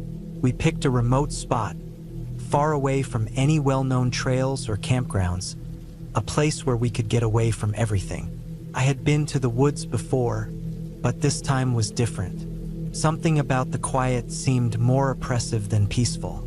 It wasn't just the usual chirping of birds and rustling of leaves. There was an eerie silence, almost like the forest was holding its breath. The first day went by like any camping trip would. We set up our tents, built a fire, and spent the afternoon hiking nearby. The woods were dense with tall, ancient trees, their canopies blocking out much of the sky, making the place feel even more isolated. The trail we followed was overgrown, as if few people had passed through in years. There was something strange about it, no animal tracks, no signs of recent visitors. That evening, we sat around the campfire, talking about nothing in particular, just enjoying the crackle of the fire and the quiet of the forest. The air was crisp, and the temperature dropped quickly as the sun set. I didn't think much of it at the time, but the quietness seemed unnatural. I couldn't even hear the usual rustling of smaller animals or insects. The forest felt empty. By the time we finished eating, it was pitch dark. The firelight flickered in the night, casting long, distorted shadows that stretched across the campsite. I went to bed early, feeling tired from the long hike. As I lay in my tent, the sounds of the forest around me seemed to grow louder, the night filled with strange creaks and groans of the trees swaying in the wind. I woke up in the middle of the night. My tent was shaking slightly, but it wasn't from the wind. I could hear a faint, rhythmic tapping against the side of the tent, like something was gently knocking. At first, I thought it was just the wind or a branch brushing against it. But then the tapping came again, clearer this time, like someone was deliberately hitting the fabric. I froze, my heart racing. I lay there, holding my breath, trying to listen more carefully. The noise stopped for a moment, and then, just as I was starting to convince myself I was imagining things, it started again. Top, top, top. I gathered the courage to peek outside. I unzipped the tent just a little, enough to see the fire still flickering in the distance, but the area around the campsite was dark, too dark to make anything out clearly. I saw nothing moving, nothing that could explain the sound. My mind was playing tricks on me. It had to be the wind. I quickly closed the tent and tried to go back to sleep, but the tapping didn't stop. It continued through the night, rhythmic and steady. My nerves were shot by morning, but I didn't tell anyone about it. I didn't want to sound crazy. It was probably just some animal or the wind, I told myself. The next day, we decided to take a longer hike. The woods seemed to stretch on forever, the trees so thick that they blocked out most of the light. As we walked, I noticed the eerie silence again. No birds, no squirrels. It felt like we were the only ones in the forest. But the strangest part was the trail. We'd been following a path that had seemed well marked in the beginning. But as we moved deeper into the woods, the markings disappeared, and the trail grew more uneven. I felt like we were being led somewhere, but to where, I couldn't say. The trees seemed to close in around us, the underbrush growing thicker with every step. My gut was telling me something wasn't right, but I ignored it. I didn't want to be the one to ruin the trip. By the time we made camp again that evening, I couldn't shake the feeling that we were being watched. The air felt heavier now, like a storm was about to break. I couldn't stop looking over my shoulder, half expecting to see someone, or something, lurking just beyond the edge of the firelight. But there was nothing there. That night, the tapping returned, louder this time, like it was right outside my tent. I lay perfectly still, trying to ignore it, but my heart was pounding. I wasn't sure what to do. I wasn't sure if I should wake the others or if I was just imagining it all. The noise stopped again, and I thought maybe it was over. But then, a sound I wasn't expecting, a low, guttural growl, cut through the stillness of the night. I shot up in my tent, my mind racing. I was paralyzed with fear. What could it be? It wasn't a bear. The growl didn't sound like anything I'd ever heard before. It was too deep, too unnatural. The fire was still burning, but the forest felt more like a cage, enclosing us. I didn't sleep that night. I lay awake, listening, my eyes glued to the zipper of the tent, waiting for whatever it was to make its move. By morning, I was exhausted, my nerves frayed. We packed up quickly, and I made sure not to mention anything to the others. Maybe I was just hearing things. Maybe it was just a bad night. But the unease never left. The forest felt wrong. The deeper we went, the less I wanted to be there. The tapping, the growls, it was too much. We decided to head back the way we came. But by the time we reached the area where we thought the trail was, we couldn't find it. Everything looked different. The trees seemed to be in the wrong places, and there was no sign of the path. I was starting to panic. It didn't make sense. How had we gotten so lost? Hours passed, and the daylight began to fade. I was starting to realize that we weren't just lost. We were stuck. I could feel my heart pounding, the anxiety creeping up on me. We kept walking, but the woods seemed to stretch on forever. No end in sight. Every direction looked the same. We tried calling out, hoping to hear an answer, but the only sound was the wind through the trees. That night, we made camp again, but this time I didn't sleep. Couldn't. The growling and tapping were now a constant presence in my mind. I couldn't shake the feeling that we weren't alone. I decided that we needed to find our way out, no matter what. I couldn't wait any longer. As soon as dawn broke, I told the group we needed to head in the opposite direction. We couldn't keep going in circles. We had to trust our instincts. I led the group through the dense woods, and after what felt like an eternity, we finally saw something familiar. Clearing, a break in the trees. We weren't out yet, but it was a sign. The tension in my body eased a little, and I urged everyone to move faster. It took hours of navigating through rough terrain, but eventually, we found the road we had driven in on. It was a relief I can't describe, like a weight lifting off my chest. We had made it out.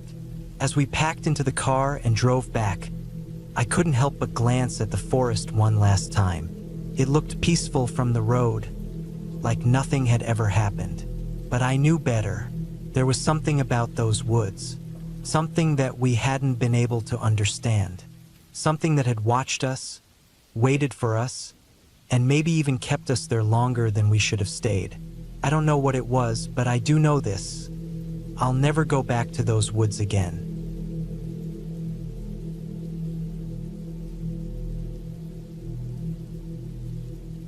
When I decided to spend a weekend camping alone in the mountains, it felt like the perfect way to clear my head. Life had been noisy, and I craved some quiet, just me, the trees, and the stars. I'd done plenty of solo hikes before, but this would be my first overnight trip by myself. I'd planned everything carefully. A secluded spot a few miles off the main trail, all the necessary gear, and enough food to last me 3 days. The hike to my chosen site started beautifully. The trail wound through dense forests of pine and fir, the scent of the trees filling the cool air. Birds called out in the distance, and the sound of my boots crunching on the dirt path felt rhythmic, almost soothing. The further I walked, the more the outside world faded away. It was exactly what I needed. I reached the campsite by early afternoon. It was a small clearing near a stream, surrounded by towering trees. Setting up my tent took only a few minutes, and soon after, I had a small fire going. I spent the rest of the day exploring the area, collecting firewood, and jotting down a few thoughts in my journal. As the sun dipped lower, painting the sky in shades of orange and pink, I sat by the fire with a simple meal and let the peace of the moment wash over me. Night fell quickly in the mountains. The firelight cast dancing shadows on the surrounding trees, and the only sounds were the crackling flames and the occasional rustle of leaves in the breeze. I felt a sense of calm I hadn't experienced in months. When I finally crawled into my sleeping bag, exhaustion pulled me into a deep sleep almost instantly. The first night passed without incident. I woke up early, greeted by the soft light of dawn filtering through the trees. After breakfast, I decided to venture further upstream to see if I could find a better view of the valley below. The hike was uneventful, though I couldn't shake the feeling that something was off. At first, I thought it was just the isolation getting to me. Every so often, I would stop and listen, convinced I'd heard footsteps behind me, only to find nothing but silence. I told myself it was probably just wildlife and kept going. By midday, I returned to camp and tried to shake the unease. I spent the afternoon fishing in the stream and reading a paperback I'd brought along. The sun was warm, and the water was clear and cold. For a while, I managed to forget the strange feeling from earlier. It wasn't until the sun began to set again that the tension crept back in. That night, as I sat by the fire, I couldn't help but feel like I was being watched. The trees seemed darker, their shadows stretching farther than they should. I'd chosen this spot for its remoteness, but now the isolation felt oppressive. I tried to dismiss my fears as irrational. After all, I was miles away from anyone. The only creatures out here were probably deer or maybe a curious fox. I turned in early, hoping sleep would come quickly, but the silence of the forest seemed louder than ever. Every rustle of leaves or snap of a twig outside my tent made my heart race. I lay there for what felt like hours, straining to hear anything unusual. Just as I was beginning to drift off, a sound jolted me awake. A sharp, deliberate crack, like a branch being stepped on. My breath caught in my throat. It wasn't the random sound of a falling branch or an animal brushing against something. It was deliberate, close. I stayed perfectly still, ears straining for more. The minutes stretched on, but the sound didn't come again. Eventually, I convinced myself it was nothing and somehow managed to fall asleep. The next morning, I found footprints near the edge of the clearing. They weren't mine. My boots left a distinct tread, and these were different, larger, heavier. My stomach dropped as I traced their path. They circled my campsite and then disappeared into the woods. Whoever had been there hadn't approached my tent or disturbed anything, but the knowledge that someone had been watching me while I slept sent a chill down my spine. I debated what to do. I had enough supplies to stay another night, but the idea of spending another evening here alone made my skin crawl. Still, I reasoned that it could have been another hiker who stumbled upon my camp by accident. Maybe they'd left when they realized it was occupied. I decided to stay but resolved to pack up at the first sign of trouble. That day, I stayed close to camp, keeping my knife within arm's reach. I tried to enjoy the tranquility of the forest, but my mind kept drifting back to the footprints. I couldn't shake the feeling of being watched. The shadows seemed to move differently now, and every sound felt like it was directed at me. The forest no longer felt welcoming. It felt hostile. As the sun began to set, I gathered enough firewood to last the night and lit the biggest fire I could manage. The flames provided some comfort, their light pushing back the encroaching darkness. I ate quickly, my eyes constantly scanning the tree line for any movement. The night stretched on, each minute feeling longer than the last. Just as I began to think I'd get through the night without incident, the sound came again. This time, it was unmistakable. Heavy, deliberate footsteps moving through the underbrush. They were slow, methodical, and heading straight for my camp. My heart pounded in my chest as I grabbed my knife and flashlight. The beam cut through the darkness, but I saw nothing. The footsteps stopped just beyond the edge of the firelight, as if whoever was out there knew exactly how far to stay hidden. "Who's there?" I shouted, my voice cracking. The forest swallowed my words, offering no reply. I stood there, knife in hand, every muscle in my body tensed. Minutes passed, and the footsteps didn't come closer, but they didn't retreat either. They just stopped. The silence was unbearable. I didn't sleep that night. I sat by the fire, clutching my knife, my eyes darting between the shadows. The footsteps never came again, but the presence lingered. When dawn finally broke, I didn't waste a second. I packed up my gear in record time and left the campsite, my heart pounding with every step. The trail back to civilization felt endless. Every snap of a twig or rustle of leaves made me jump. I didn't stop until I reached my car, my legs burning from the effort. Even now, weeks later, I can't explain what happened.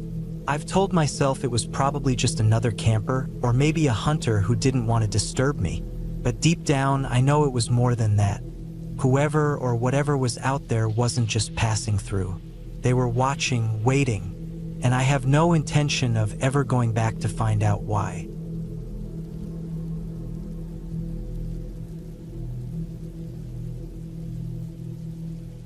I've always loved the solitude of camping.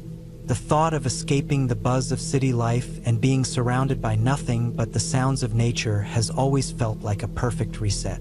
Last summer, I decided to take a solo camping trip to a remote area of Vermont, a place I'd heard about from other hikers but had never visited myself. It wasn't a marked campsite, just an area in the forest that required a bit of trekking to reach. That was part of the appeal. I wanted the quiet, the isolation, and the chance to disconnect completely. I packed everything I'd need: a lightweight tent, a sleeping bag, food for 3 days, plenty of water, a first aid kit, and my trusted knife. The drive to the trailhead took about 3 hours. As I got closer, the roads narrowed, and the trees grew thicker. By the time I parked my car at the trailhead, it felt like I was entering another world. There were no other cars around, which was exactly what I wanted. The hike to the spot I'd chosen wasn't easy. The trail was overgrown, and in some places it seemed like no one had walked it in years. The air was humid, and mosquitoes buzzed around me constantly. I had to stop every few minutes to wipe sweat from my face or adjust my pack. But despite the discomfort, I was excited. The deeper I went into the forest, the more serene it felt. The only sounds were the crunch of my boots on the trail and the occasional rustle of leaves as a squirrel darted past. After about 4 hours of hiking, I reached the clearing I'd seen on the map. It was perfect. The trees formed a natural barrier on 3 sides, and there was a small stream about 50 yards away. I set up my tent in the center of the clearing, making sure it was on level ground. Once my camp was ready, I sat down to rest and eat. The sun was starting to dip below the trees, casting long shadows across the clearing. I felt a sense of accomplishment and contentment. This was exactly what I'd been craving. As night fell, the forest came alive with sounds. Crickets chirped, frogs croaked, and somewhere in the distance, an owl hooted. I built a small fire and sat by it, letting the warmth seep into my skin. The stars above were incredible, brighter than I'd ever seen them. It was moments like this that made all the effort worth it. I crawled into my tent around midnight, feeling tired but satisfied. The forest was dark, with only the faint glow of my dying fire visible through the tent's fabric. I zipped up my sleeping bag and closed my eyes, listening to the symphony of the night. Sleep came quickly. I woke up to a sound I couldn't immediately identify. It was faint at first, almost like a whisper carried by the wind. I lay still, straining to hear. It was a soft rustling, like footsteps moving through the underbrush. My first thought was that it was an animal, maybe a deer or a raccoon. I told myself it was nothing to worry about and tried to go back to sleep. But the sound didn't stop. It grew louder, closer. My heart began to race. I reached for my knife, which I'd placed next to my sleeping bag. Holding it tightly, I tried to calm my breathing. The footsteps circled my tent, slow and deliberate. Whoever or whatever it was didn't seem to be in a hurry. I could hear twigs snapping underfoot, the soft crunch of leaves being pressed down. I wanted to look, but the thought of unzipping the tent filled me with dread. What if it wasn't an animal? What if someone was out there watching me? I stayed as still as possible, gripping the knife and listening. After what felt like an eternity, the footsteps moved away. The sound grew fainter until it disappeared altogether. I didn't sleep for the rest of the night. Every sound, the rustle of leaves, the creak of branches, put me on edge. When dawn finally broke, I unzipped the tent cautiously and stepped outside. The clearing looked the same as it had the day before, but I couldn't shake the feeling that something was off. I checked the perimeter of my camp and found nothing unusual. No footprints, no signs that anyone had been there. Trying to shake off the unease, I decided to stay busy. I gathered more firewood, filtered water from the stream, and explored the area around my camp. By midday, I started to feel more relaxed. Maybe I'd imagined it. Maybe it really had been an animal. I convinced myself that I'd overreacted and decided to stay for the remaining 2 nights as planned. The second night was quieter. I built a larger fire and kept it going for as long as I could before heading to bed. This time, I placed my knife and flashlight within arm's reach. Sleep came slowly, but eventually exhaustion won. I woke up again, this time to the sound of something scraping against my tent. My blood ran cold. The noise was steady, deliberate, like someone dragging a stick along the fabric. I grabbed my flashlight and knife, my hands trembling. Taking a deep breath, I unzipped the tent just enough to shine the flashlight outside. The beam of light illuminated the clearing, but there was nothing there. The scraping had stopped. My heart pounded as I scanned the area, but I couldn't see anything out of the ordinary. Still, I couldn't shake the feeling that I was being watched. I sat up for the rest of the night, knife in hand, jumping at every sound. When morning came, I was exhausted and on edge. I debated packing up and leaving, but part of me didn't want to let fear ruin the trip. I told myself I'd come all this way to enjoy the wilderness, and I wasn't going to let some unexplained noises scare me off. The third day was uneventful. I spent most of it near the stream, enjoying the peace and quiet. By evening, I was feeling more like myself. I cooked a simple dinner over the fire and watched the sunset. As darkness fell, I told myself that this was my last night, and I'd make it through just fine. But that night was the worst. I'd barely fallen asleep when I heard the footsteps again. This time, they were faster, more erratic. They circled the tent repeatedly, stopping and starting, as if whoever or whatever it was wanted me to know they were there. I clutched my knife, my body tense with fear. Then, the footsteps stopped suddenly, and the silence was deafening. Moments later, I heard a loud thud, followed by another. It sounded like something heavy being thrown against a tree.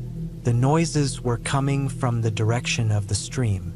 Summoning every ounce of courage, I grabbed my flashlight and unzipped the tent.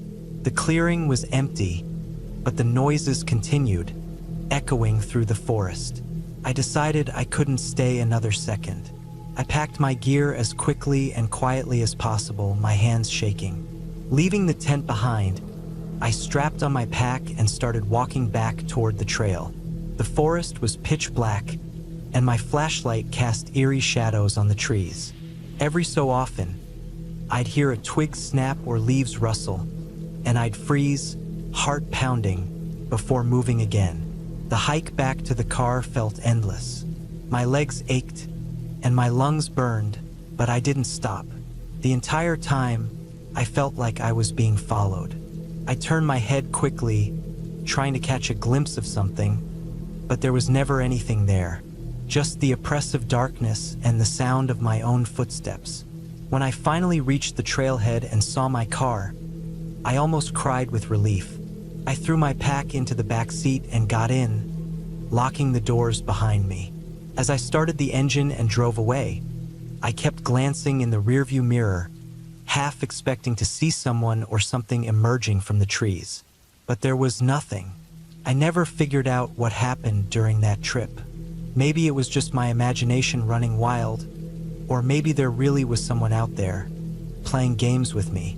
Either way, it was enough to make me rethink solo camping.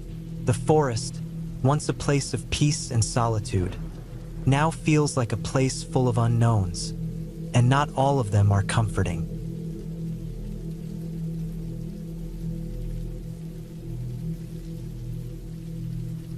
I've always been a fan of solitude, which is why I planned a solo camping trip deep in the wilderness. It was late October, and the crisp air felt perfect for an adventure. I packed everything carefully: tent, sleeping bag, food, water, and all the necessary gear. I wanted to get far away from the noise of life and spend a few days with nothing but nature. The spot I picked was a remote area in a national forest. It wasn't a popular camping site, and that was the appeal.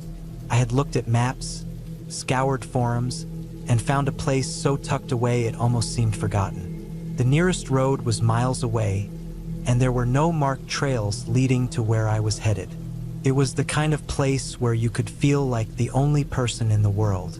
The hike in was grueling but rewarding. I had to bushwhack through dense underbrush and navigate around steep inclines. By the time I reached the clearing I had marked on my map, the sun was low in the sky, casting long shadows across the trees. The clearing was perfect. It sat near a small, quiet stream, surrounded by towering pines that swayed gently in the wind. I set up my tent, unpacked my gear, and prepared for a peaceful evening. The first night was uneventful. I lay in my sleeping bag, listening to the sounds of the forest, the rustle of leaves, the occasional hoot of an owl, and the soothing gurgle of the stream. It was exactly what I had hoped for. By morning, I felt refreshed and ready to explore the area. The second day, I spent hours wandering through the woods, taking in the beauty of the untouched landscape. I found animal tracks near the stream and saw a deer grazing in the distance. The air was crisp, and the sky was a brilliant blue. By late afternoon, I returned to my campsite to cook dinner and relax. As the sun dipped below the horizon, the temperature dropped quickly. I built a small fire to keep warm and sat close to it, enjoying the solitude. The stars began to appear, dotting the sky in a way you could only see far from city lights. It was peaceful, or so I thought. Around midnight, I woke up suddenly. I wasn't sure what had roused me, but I felt uneasy. The forest, which had been so alive with sound during the day, was now eerily silent. Even the stream seemed quieter, as if the world was holding its breath. I lay still, listening. Then I heard it, a faint crunching sound, like someone stepping on dry leaves. I told myself it was probably an animal. The woods were full of them, after all. But the sound was deliberate, steady. It moved closer, then stopped. My heart was pounding in my chest. I strained to hear more, but there was only silence. Eventually, I convinced myself I was imagining things and tried to go back to sleep. The next morning, I found something that made my stomach churn. Just outside my campsite, in the soft dirt near the stream, were footprints. Human footprints. They weren't mine. I had been wearing hiking boots, and these prints were smaller, like someone had been walking barefoot. They circled my campsite and then disappeared into the woods. I felt a wave of unease, but tried to brush it off. Maybe another hiker had wandered through, though it seemed unlikely given how remote the area was. Still, I couldn't shake the feeling of being watched. I decided to stay alert and keep my knife close, just in case. The third night was worse. I barely slept, Every rustle of leaves or snap of a twig set my nerves on edge. At one point, I thought I heard breathing outside my tent. It was faint but unmistakable. I froze, clutching my knife, and waited. Minutes passed, then hours, but nothing happened. By dawn, I was exhausted and ready to leave. As I packed up my gear, I kept looking over my shoulder, half expecting someone to appear. The forest seemed darker, more oppressive. Even the birds were quieter than usual. I started the hike back, moving quickly and checking my map frequently to make sure I was on course. About an hour into the hike, I noticed something strange. The forest didn't look right. The trees were too dense, the underbrush too thick. It didn't match what I had seen on my way in. I pulled out my map and compass, trying to orient myself, but nothing made sense. It was as if the landscape had changed overnight. I tried to retrace my steps, but the more I walked, the more disoriented I became. The forest seemed endless, a labyrinth of identical trees and shadows. Panic set in as I realized I was lost. My GPS wasn't picking up a signal, and the sun was hidden behind thick clouds, making it impossible to navigate by sight. I decided to stop and regroup. I found a spot near a large rock and sat down to rest. As I ate a granola bar and sipped water, I tried to calm my racing thoughts. That's when I saw it. A small object lying on the ground a few feet away. It was a piece of cloth, torn and dirty, but unmistakably part of a shirt. It didn't belong to me. My mind raced with possibilities, none of them good. Someone else had been here recently. Someone who wasn't leaving obvious traces but was close enough to drop this. The thought made my skin crawl. I stuffed the cloth into my pocket and decided to keep moving. The day dragged on, and the forest seemed to close in around me. My legs ached, and my throat was dry despite rationing my water. I'd occasionally shout for help, hoping someone might hear me, but my voice was swallowed by the trees. The only response was the distant caw of a crow or the rustle of leaves in the wind. By late afternoon, I stumbled into another clearing. At first, I felt a surge of relief. Open space meant a chance to get my bearings. But then I noticed the campsite. It wasn't mine, but it was recent. There was a makeshift fire pit, some scattered trash, and an old tarp strung up between two trees. Whoever had been here had left in a hurry. The fire pit was cold, and the tarp was torn, flapping gently in the breeze. I felt a deep sense of unease. The site looked abandoned, but not for long. I searched the area, looking for anything useful or any clue about who had been there. That's when I found the notebook. It was small, with a faded cover, half buried under leaves. I flipped through it, my hands trembling. Most of the pages were filled with incoherent scribbles, but a few entries stood out. They were dated, though the handwriting was messy. The entries spoke of strange noises, footprints, and the feeling of being followed. One entry read, "They're always watching. Can't escape." The final entry was a single word, "Run." I dropped the notebook like it had burned me. My instincts screamed at me to leave, to get as far away from this place as possible. I stuffed it into my pack, not wanting to touch it any longer than necessary, and started walking. My pace was frantic, my breath coming in short gasps. The forest seemed alive with sounds, snaps, rustles, whispers carried on the wind. As the light faded, I knew I had to stop for the night. I found a spot against a large tree and built a small fire. It felt feeble against the encroaching darkness, but it was better than nothing. I sat with my back to the tree, clutching my knife, and listened. Every so often, I thought I saw movement in the shadows, but it was impossible to tell if it was real or my imagination. Sleep was out of the question. I spent the night wide awake, my heart racing at every sound. By morning, I was a wreck. My body ached, my mind was foggy, and my nerves were frayed. I had to get out of this forest. I walked all day, pushing through exhaustion and pain.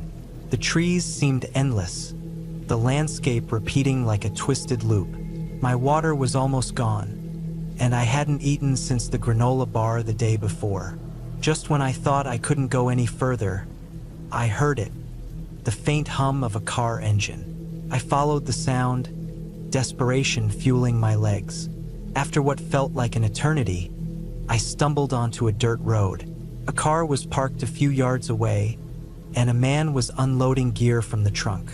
I must have looked like a ghost, dirty and disheveled, as I approached him. He stared at me, startled, and asked if I was okay.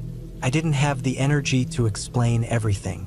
I just asked for help, and he nodded, offering me water and a ride to the nearest ranger station. As we drove, I looked back at the forest, its dark outline looming against the horizon. I never went camping alone again.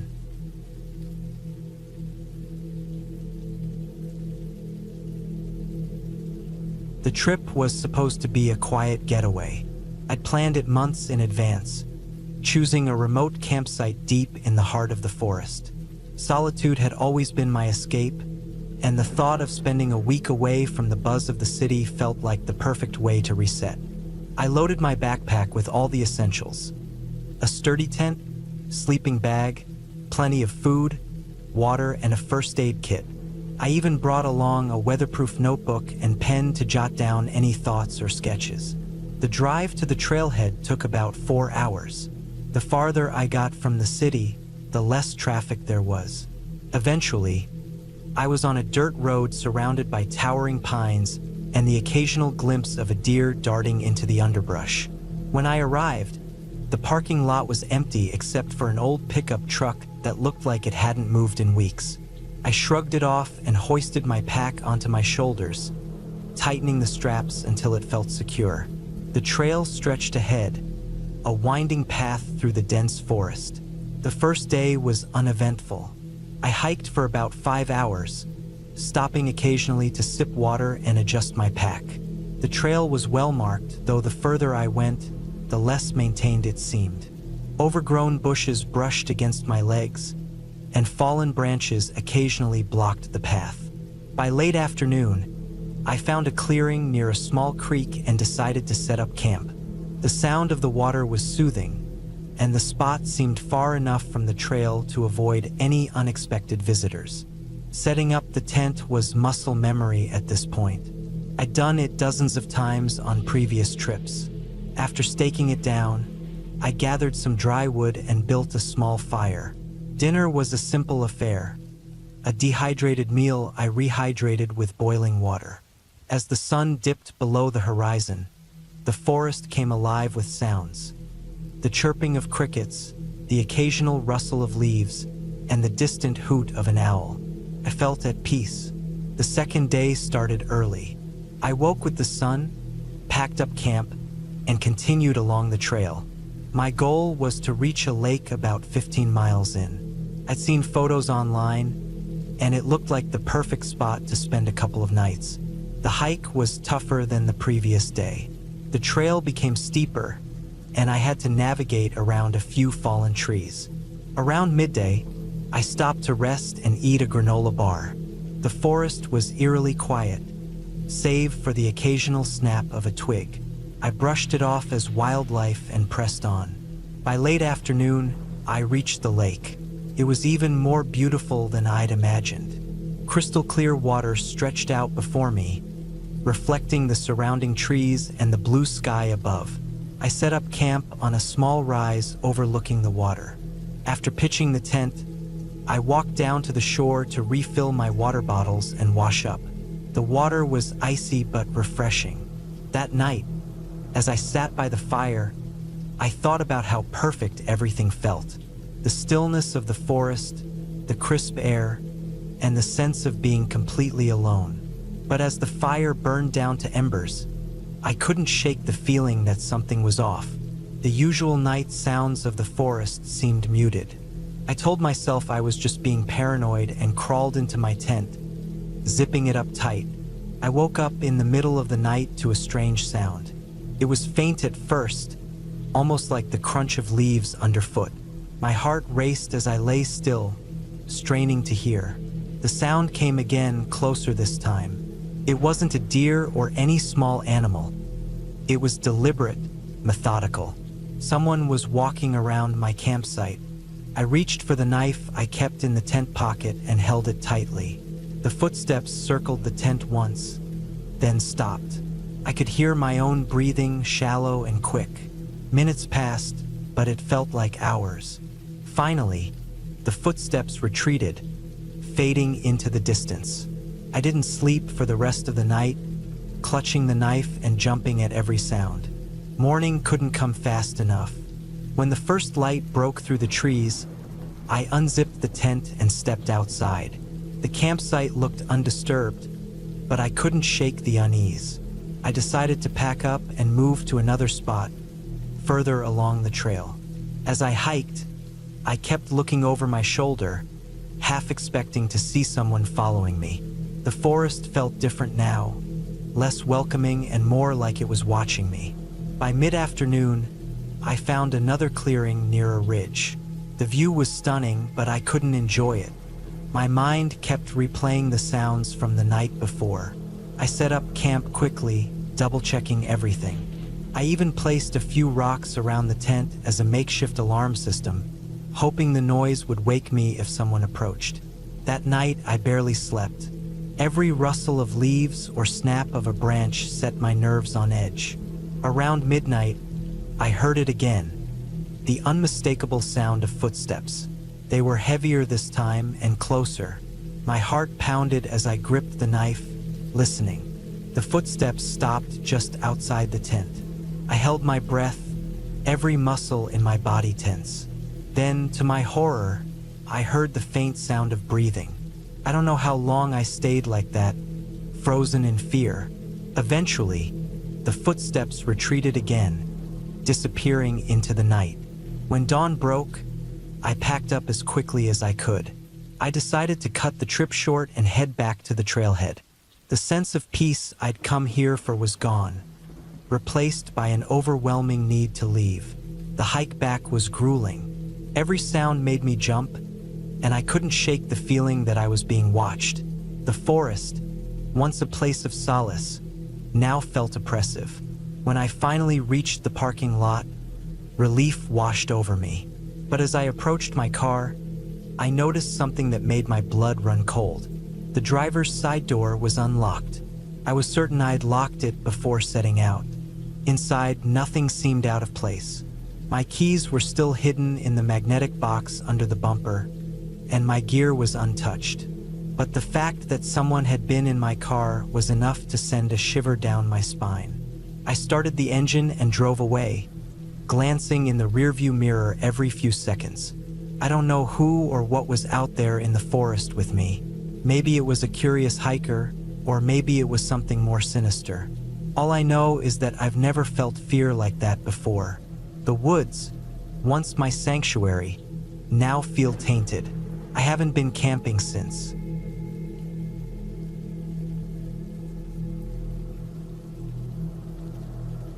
I had planned this solo camping trip for months. The idea of disconnecting from the world and immersing myself in nature was something I'd been craving for a long time. I chose a remote area in the mountains, far away from any established campsites or bustling trails. It was the kind of place where you wouldn't run into anyone unless they were just as determined to escape the modern world as you were. The location was deep in the woods, a couple of hours hike from where I parked my car at the end of an old dirt road. The day I arrived, the weather was perfect. The sun filtered through the dense canopy of leaves above, casting shifting patterns of light on the forest floor. The air was crisp but not cold, and the only sounds were the rustling of leaves and the occasional chirping of birds.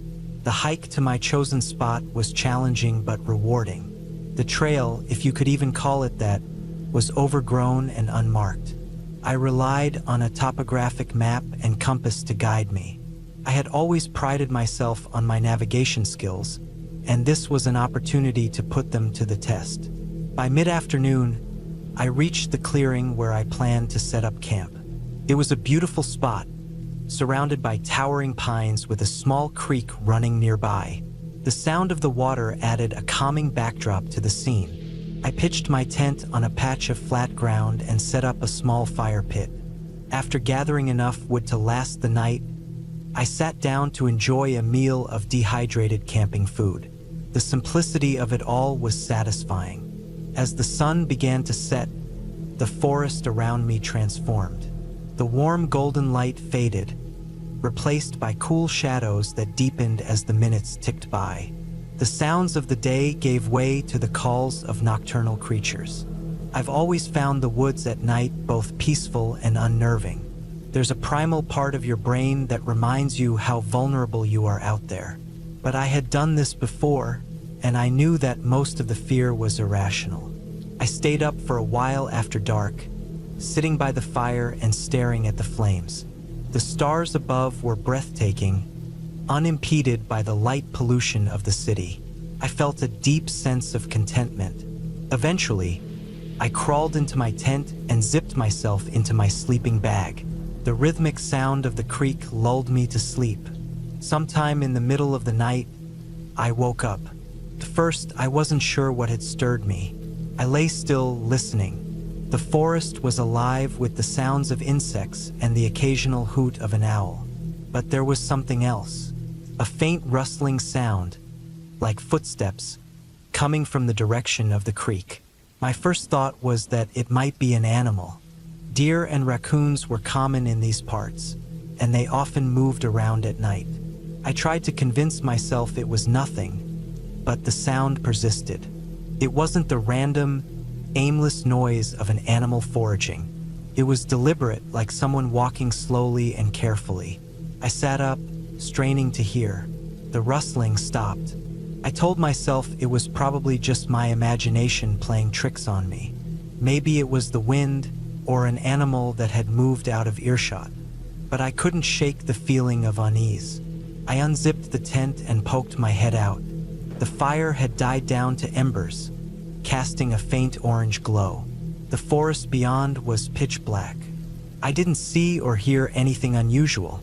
After a while, I crawled back into my sleeping bag, telling myself to relax. But sleep didn't come easily. I lay awake for what felt like hours, my ears attuned to every sound. Eventually, exhaustion took over and I drifted off. The next morning, I felt foolish for being so jumpy. In the daylight, the forest seemed harmless again. I decided to spend the day exploring the area. I followed the creek upstream for a while, marveling at the untouched beauty of the wilderness. The water was crystal clear, and I even spotted a few trout swimming in the deeper pools. I felt a renewed sense of peace. But as I was making my way back to camp, I noticed something that made my stomach drop. In the soft mud near the edge of the creek, there were footprints. Human footprints. They were fresh, too. The edges of the prints were sharp, not yet eroded by the elements. They weren't mine. I had been careful to stay on the rocky parts of the creek to avoid slipping. Someone else had been here. I tried to stay calm. It wasn't entirely unheard of for other hikers to venture into remote areas like this. Maybe they had passed by without realizing I was camped nearby. Still, the thought of someone else being out here, so far from any marked trails, unsettled me. I made my way back to camp, my senses heightened. The rest of the day passed uneventfully, but I couldn't shake the feeling that I was being watched. That night, I built a larger fire and kept it going longer than usual. The flickering light and warmth were comforting. I sat with my back to the fire, scanning the dark forest around me. My eyes kept darting to the shadows, looking for movement. I told myself I was being paranoid, but the feeling of unease wouldn't go away. I eventually went to bed, leaving the fire smoldering. I hoped it would deter any curious animals or people, but I barely slept. Every little noise outside the tent made my heart race.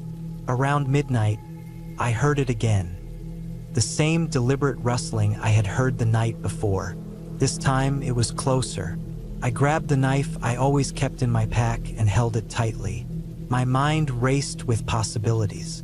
Was it another camper, a lost hiker, or someone with more sinister intentions?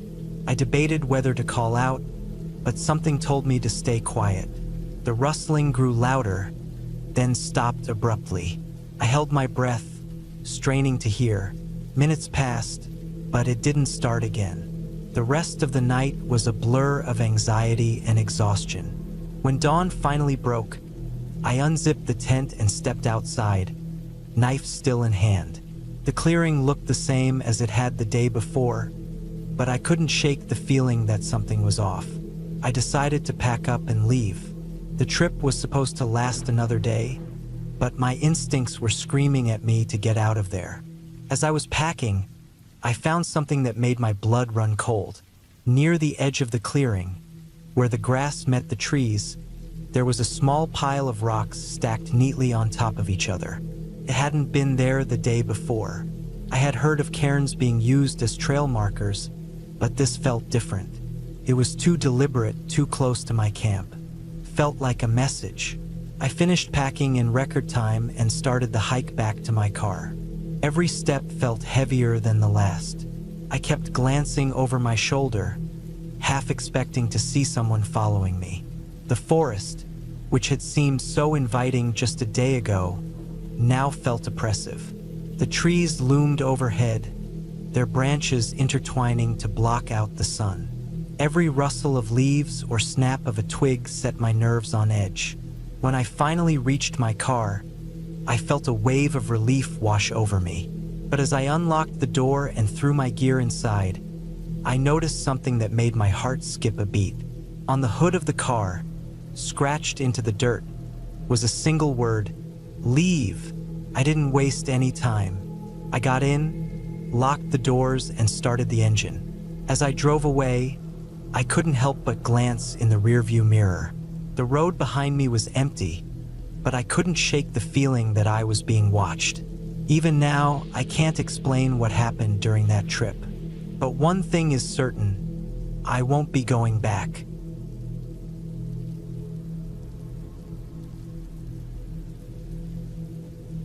The mountains had always been my escape. Whenever life felt too heavy, I'd pack up my gear and head for the woods. This time, it wasn't just an escape. It was an attempt to find clarity. Work had been piling up, relationships were strained, and I needed space. Real, tangible space, where I could breathe without feeling suffocated by deadlines or expectations. I chose a remote area in the Rockies, a place I'd heard about from a fellow hiker.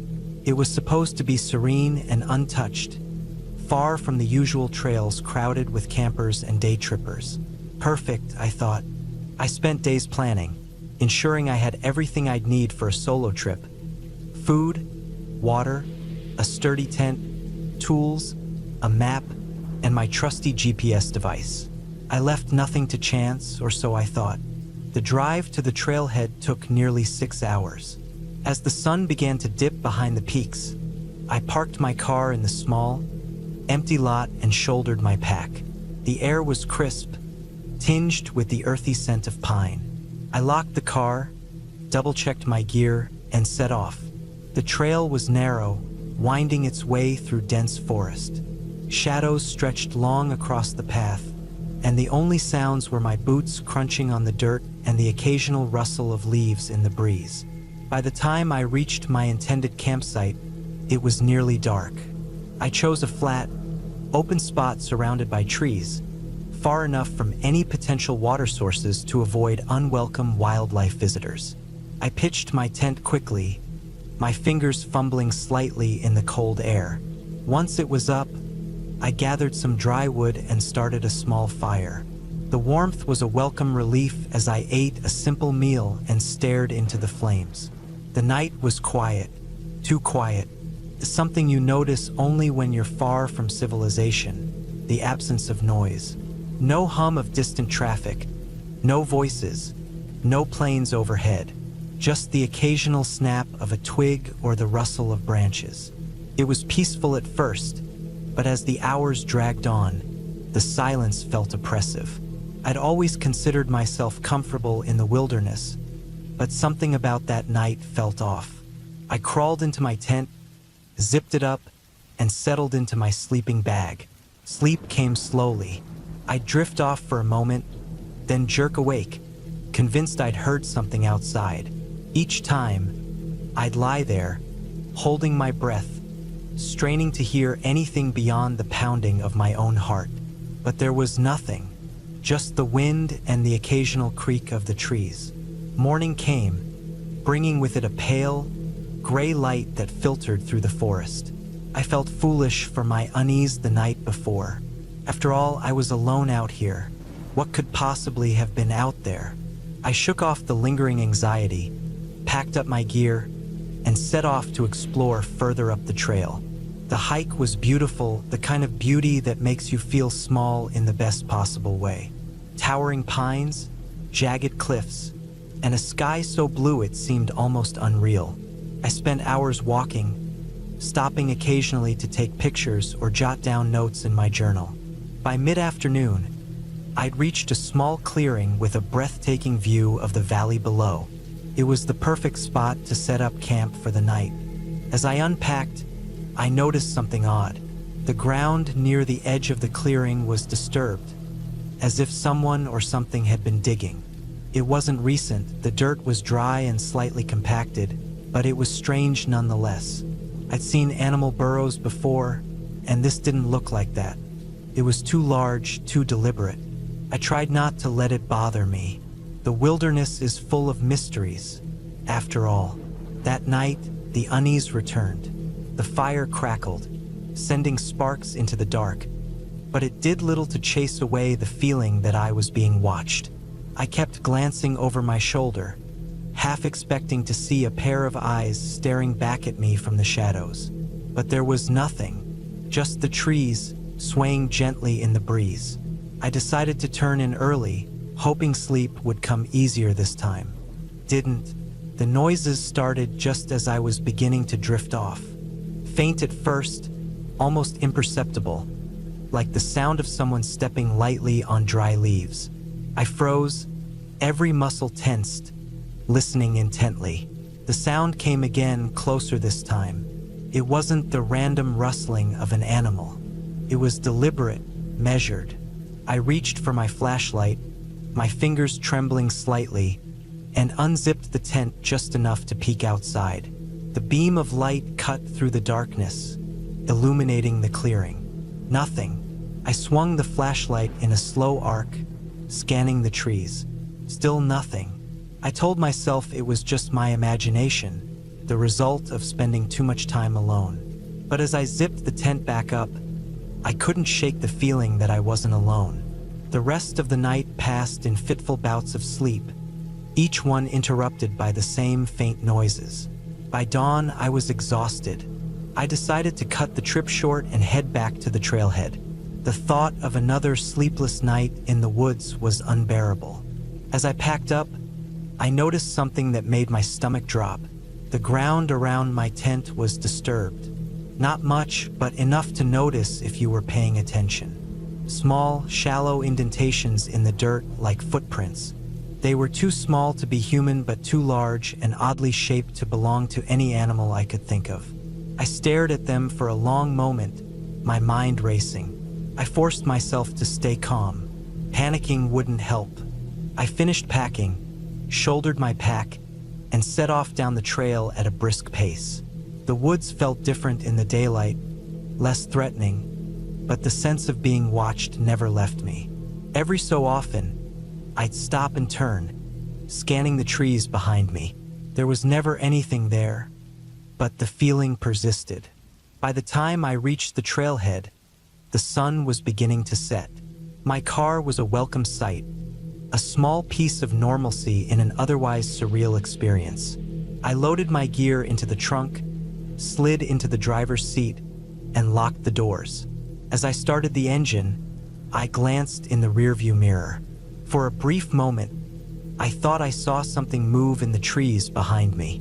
But when I looked again, there was nothing. The drive home was uneventful, but the unease lingered. Even now, weeks later, I can't fully explain what happened on that trip. I've gone over it again and again in my mind, trying to rationalize the noises, the footprints, the feeling of being watched. Maybe it was all in my head. Maybe I let the isolation get to me. But part of me isn't so sure. Part of me wonders if there was something out there, something I couldn't see. And that part of me knows I won't be going back to that trail anytime soon.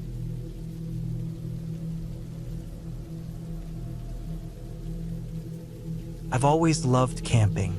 The smell of pine trees, the crisp air, the crackle of a campfire. All of it feels like freedom. But after my last trip, I've started to think twice about venturing too far from home. It's been months, but I still can't shake what happened out there. This story isn't something I tell often, but maybe writing it down will help. Last summer, I decided to spend a weekend in the wilderness by myself. I'd done solo trips before, but this time, I wanted to go somewhere truly remote. I researched a few locations and finally chose a national forest about a 6-hour drive from where I lived. It was known for its challenging trails and beautiful scenery, and best of all, it was far enough off the beaten path that I wouldn't run into many other hikers or campers. I packed my gear carefully: tent, sleeping bag, enough food for 3 days, a water filter, a small first aid kit, and all the usual essentials. I also brought a GPS device and a detailed map of the area. I've always been cautious when it comes to outdoor trips. You never know when something might go wrong. I left my itinerary with a friend and told them I'd check in when I got back. Everything seemed set for a peaceful weekend away. The drive to the trailhead was uneventful. The road wound through small towns and gradually became narrower and rougher as I got closer to my destination. By the time I reached the parking area, it was late afternoon. There were only a few cars there, which didn't surprise me. This wasn't the kind of place that attracted casual hikers. I hoisted my pack onto my shoulders and started down the trail. The first few miles were easy, with well-marked paths and gentle inclines. The forest was dense, but sunlight filtered through the trees, giving everything a warm, golden glow. I felt good, like I'd made the right choice in coming here. After about an hour, I reached a fork in the trail. One path continued straight, leading to a popular overlook about 5 miles away. The other path veered off to the left, into a less traveled section of the forest. This was the route I'd planned to take. According to my map, it would eventually loop around and reconnect with the main trail, but it would take me through some more rugged terrain first. That was exactly what I was looking for: solitude and a bit of a challenge. The farther I walked, the quieter it got. The sound of birds and rustling leaves faded, replaced by an almost eerie stillness. I told myself it was just because I was getting deeper into the forest, away from the usual foot traffic. Still, I couldn't help feeling a little uneasy. I've always believed that listening to your gut is important, but I brushed the feeling aside. I'd done my homework and knew this area was safe. As the sun dipped lower in the sky, I started looking for a good spot to set up camp. I found a small clearing a few hundred yards off the trail, surrounded by tall trees. It was perfect. I pitched my tent, gathered some firewood, and got a small fire going. Dinner was a simple affair: a freeze-dried meal and a cup of instant coffee. As I ate, I listened to the sounds of the forest. They were comforting in a way, reminding me of why I loved being out here. By the time darkness fell, I was ready to call it a night. I crawled into my tent, zipped up my sleeping bag, and closed my eyes. The forest was alive with nocturnal sounds: the hoot of an owl, the rustling of small animals in the underbrush. It was peaceful, and I drifted off quickly. Sometime in the middle of the night, I woke up. At first, I wasn't sure why. I lay still, listening. The forest seemed quieter than before, but I could hear something faint in the distance. It was a rhythmic sound, like footsteps crunching on leaves. My heart started to race. I told myself it was probably an animal, a deer maybe, or a raccoon, but the steps sounded too deliberate, too heavy. I stayed completely still, straining to hear. The footsteps grew louder, closer. They stopped just outside my tent. My mouth went dry, and I held my breath. Whoever it was, they didn't say anything. They just stood there. I could hear their breathing slow and steady. Minutes passed, though it felt like hours. Then, just as suddenly as they'd arrived, the footsteps started again, moving away this time. I waited until I couldn't hear them anymore, then slowly unzipped the tent and peered outside. The clearing was empty, and the fire had burned down to embers. I didn't see anyone or anything unusual, but I couldn't shake the feeling that I wasn't alone. I barely slept the rest of the night. Every little noise made me jump, and I kept imagining shadows moving just beyond the edge of the clearing. When dawn finally broke, I packed up my gear as quickly as I could and got back on the trail. I decided to cut my trip short and head back to the car. Whatever had happened last night, I didn't want to stick around to find out more. The hike back was uneventful at first. I kept glancing over my shoulder, half expecting to see someone following me, but the trail seemed empty. The sun was shining, and the forest looked almost cheerful in the daylight. I started to relax, telling myself I'd probably just imagine the whole thing. Then, about halfway back to the trailhead, I noticed something odd. A small stack of rocks sat in the middle of the trail, neatly balanced. It hadn't been there when I came through yesterday. My stomach tightened.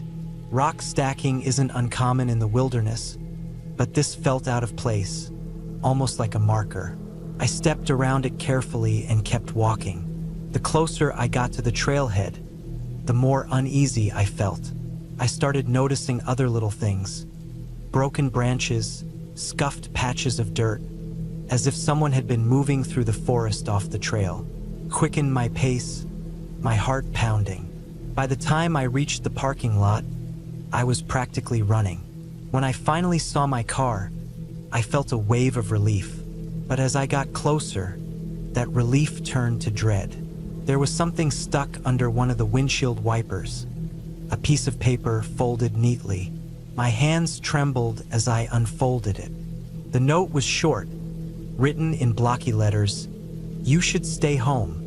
I looked around, but the parking lot was empty. The other cars I'd seen yesterday were gone. I didn't wait to find out who had left the note. I jumped into my car, locked the doors, and drove away as fast as I could. Even now, I don't know who or what I encountered out there. I've tried to rationalize it. Maybe it was a prank, or maybe I was just being paranoid. But deep down, I know something wasn't right. I haven't been camping since, and I'm not sure I ever will again.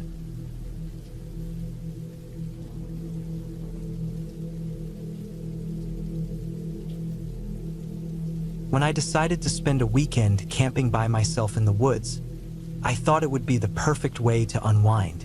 I had been working non-stop for months, and the idea of being surrounded by nature, away from the endless notifications and buzzing of the city, seemed like a dream. I chose a spot in a national park about 3 hours from home. It wasn't a well-known site, which was exactly what I wanted: seclusion and quiet. I packed my gear meticulously. A tent, sleeping bag, enough food and water for 3 days, a small stove, a first aid kit, and a few other essentials. I also had my knife, a flashlight with extra batteries, and a map of the area. Cell service was spotty out there, so I made sure to let a friend know where I'd be camping and when I'd be back. It felt good to have everything planned out, but as I drove deeper into the woods, a small part of me felt uneasy. Maybe it was just the unfamiliarity of the place, or the fact that I hadn't been camping alone before. I arrived at the trailhead around noon. The air was crisp, and the scent of pine filled my lungs. Shouldering my pack, I started hiking. The trail was narrow but well-marked, winding through dense forest. Occasionally, I'd hear the rustling of leaves or the chirping of birds, but mostly, it was quiet. Too quiet, maybe. I couldn't shake the feeling that I was being watched, though I told myself it was just my imagination. Still, I found myself glancing over my shoulder more often than I'd like to admit. After about 2 hours, I reached the spot I had marked on the map. It was a small clearing near a stream, surrounded by towering trees. The ground was flat and covered in soft moss. Felt secluded just as I'd hoped. I set up my tent, arranged my gear, and gathered some wood for a small campfire later. By the time I was done, the sun was beginning to dip below the treetops, casting long shadows across the clearing. Dinner was simple: a can of beans heated on the stove and a granola bar. As I ate, I listened to the sound of the stream gurgling nearby. The forest was coming alive with the sounds of nocturnal creatures. I spotted a few fireflies flickering in the distance, and for a while, I felt at peace.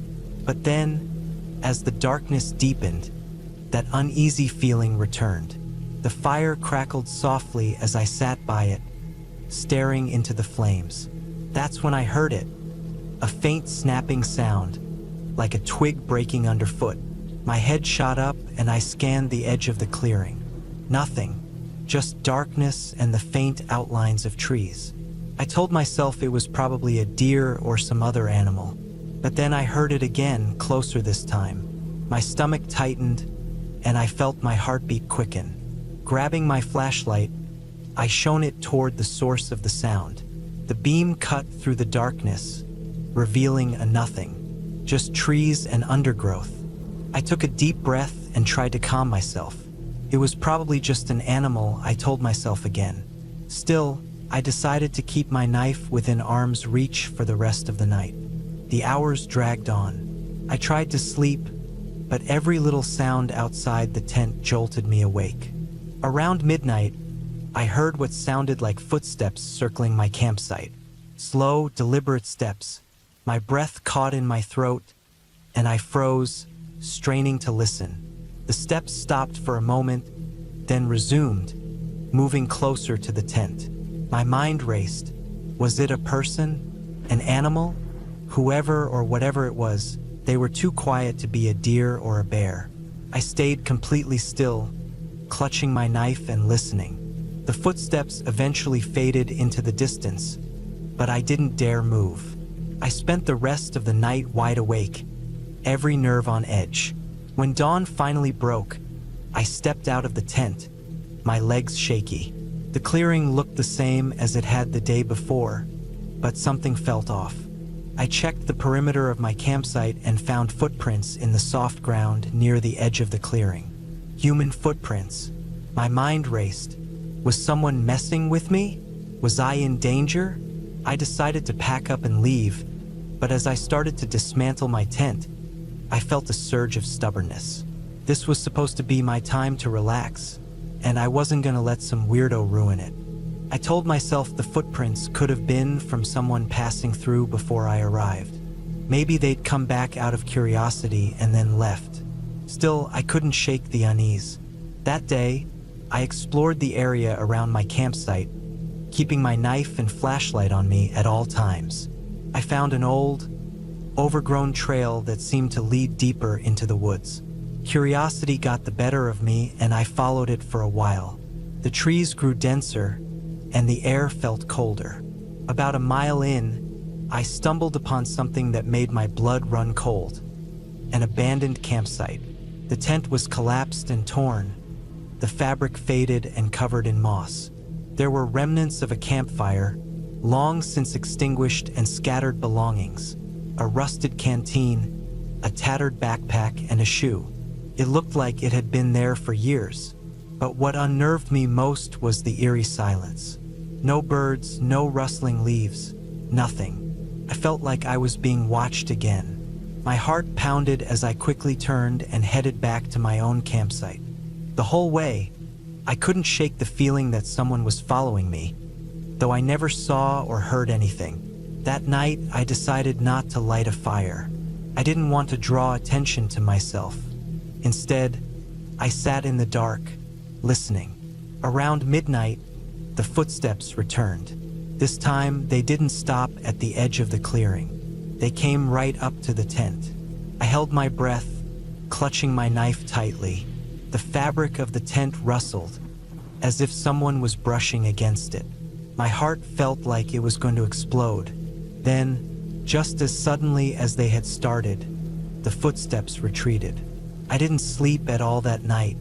As soon as the first light of dawn broke, I packed up my gear and left. The hike back to the trailhead felt like it took forever. Every sound made me jump, and I constantly looked over my shoulder. When I finally reached my car, I threw my pack in the trunk and sped away without looking back. Even now, weeks later, I can't shake the feeling of those nights in the woods. I don't know who or what was out there, but I've sworn off solo camping trips. Some places are better left undisturbed.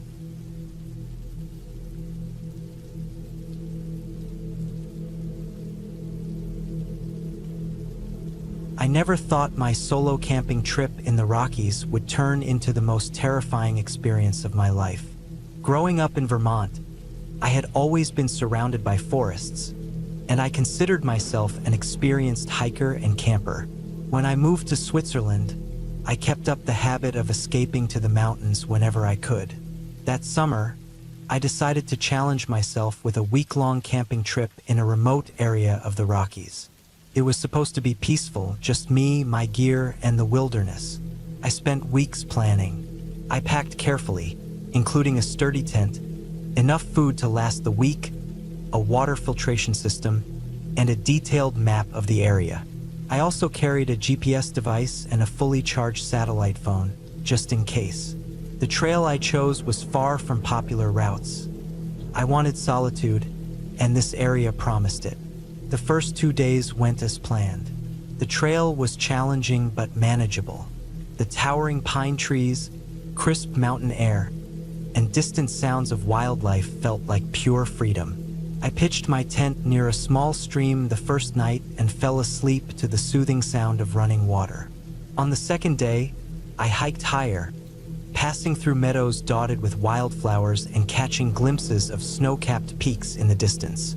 That night, I found a flat spot on a ridge with a stunning view of the valley below. On the third day, things started to feel off. It began with small details.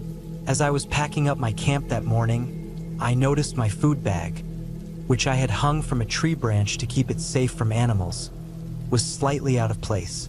It wasn't ripped or torn, and nothing seemed to be missing, but I was certain I had tied it differently. I shrugged it off, assuming I had been more tired than I realized the night before. Later that day, I felt like I was being watched. At first, I chalked it up to paranoia. The wilderness can do that to you when you're alone for long stretches. But the feeling persisted. Every rustle of leaves or snap of a twig made me stop and look around. Once, I thought I saw movement in the trees, just a shadow, maybe a deer or a bear. But when I stared at the spot, there was nothing. By the time I set up camp that evening, my nerves were frayed. I chose a spot near a cluster of boulders, thinking it would give me some sense of security. I built a fire and tried to relax. As the sun dipped below the horizon, the forest around me grew eerily quiet. The usual chirps of crickets and rustling of small creatures were absent. I told myself it was just the altitude or the cooler air, but the silence felt unnatural. That night, I woke up suddenly. At first, I didn't know why. I lay in my sleeping bag, heart pounding, straining to hear anything. Then I caught it, the faint sound of footsteps outside my tent. They weren't heavy like a bear's, nor light and quick like a deer's. They were deliberate, human. My breath caught in my throat. I reached for the small knife I kept by my side and stayed completely still, listening. The steps circled the tent slowly. My mind raced. Who could it be? This area was remote. I hadn't seen another soul in days. Maybe it was a lost hiker? But why wouldn't they call out? The footsteps stopped, and the silence stretched on. I didn't move. Eventually, exhaustion took over, and I must have dozed off, knife still in hand. When I woke up, the sun was rising, and the forest was alive with sounds again. I stepped outside cautiously, scanning the area. There were no footprints around the tent, but the ground was hard and rocky, making it difficult to tell if anyone had been there. The rest of the day, I couldn't shake the unease. I debated cutting the trip short, but convinced myself I was overreacting. I had come here for solitude, and I wasn't going to let my imagination ruin it. I decided to push further into the wilderness, hoping to leave the unsettling experience behind. By late afternoon, I found a secluded spot near a small lake. It was beautiful, with clear blue water reflecting the surrounding peaks. I set up camp and tried to enjoy the scenery.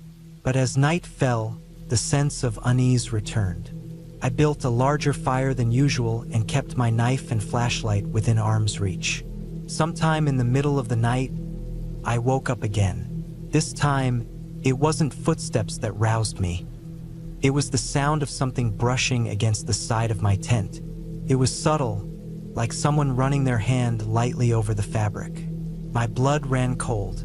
I grabbed my knife and flashlight, heart pounding, and unzipped the tent in one swift motion, shining the light outside. There was nothing there. The forest was still, illuminated by the faint glow of the moon. I scanned the area, my hands trembling. Then I saw it, a faint impression in the dirt near the tent. It was a footprint, human and fresh. Panic set in. I couldn't stay here. I packed up my gear as quickly and quietly as I could, constantly looking over my shoulder. I decided to hike through the night to put as much distance as possible between me and whatever or whoever was out there. Navigating in the dark was slow and nerve-wracking. Every shadow seemed to move, and every sound made me jump. I stuck to the trail as best I could, but the beam of my flashlight only illuminated a small circle in front of me. Hours passed, and the forest began to thin as I descended into a valley. Just as dawn was breaking, I stumbled upon an old campsite. It looked abandoned, with a torn tent and scattered belongings.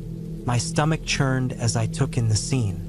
The tent had long slashes down the side, and the gear was tossed around haphazardly. It didn't look like the work of animals. There were no claw marks or bites, just destruction. I didn't stick around to investigate. The sight only fueled my urgency to get out of there. I pushed on, my legs aching and my mind racing. By mid-morning, I reached a dirt road marked on my map. It was supposed to lead to a ranger station a few miles away. Relief washed over me as I started down the road, but I didn't let my guard down. When I finally reached the station, I told the ranger what had happened. He listened carefully, his expression serious. He said there had been occasional reports of strange occurrences in the area, but nothing concrete. He offered to have a patrol check the campsite I'd found and gave me a ride back to civilization. Looking back, I'm grateful I trusted my instincts and left when I did. I don't know who or what was out there with me, but I've learned to take every odd feeling and unexplained noise seriously. The wilderness is beautiful, but it's also unpredictable and, sometimes, deeply unsettling. I haven't been camping alone since, and I don't think I ever will again.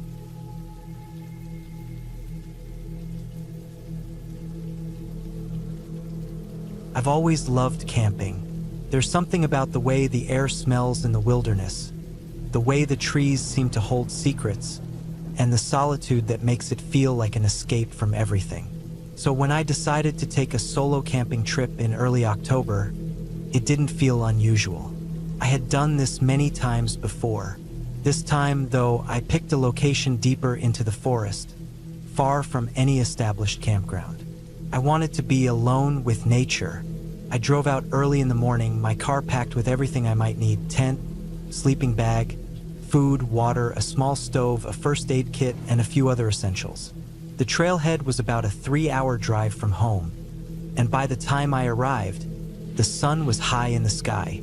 The air was crisp, with just a hint of the cold that would settle in once night fell.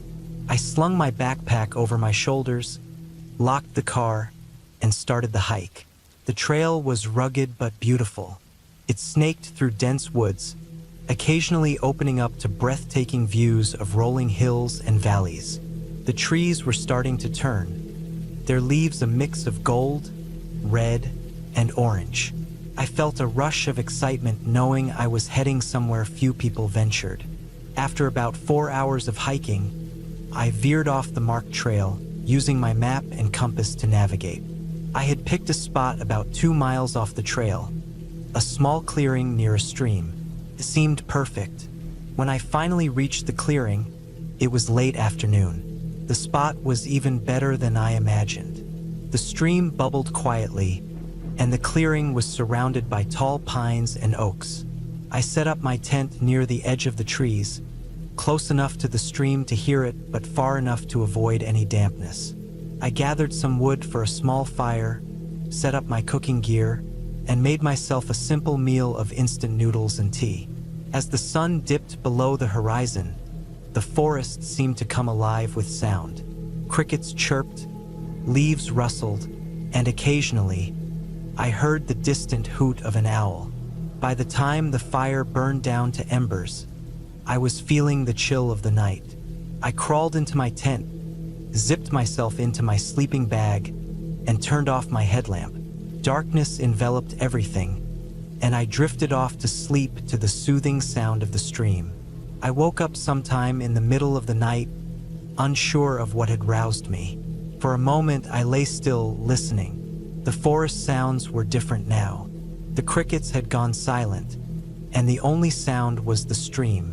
I felt a twinge of unease, but told myself it was nothing.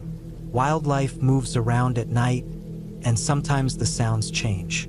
Still, I couldn't shake the feeling that something was off. Eventually, I managed to fall back asleep. When I woke up in the morning, everything seemed normal again.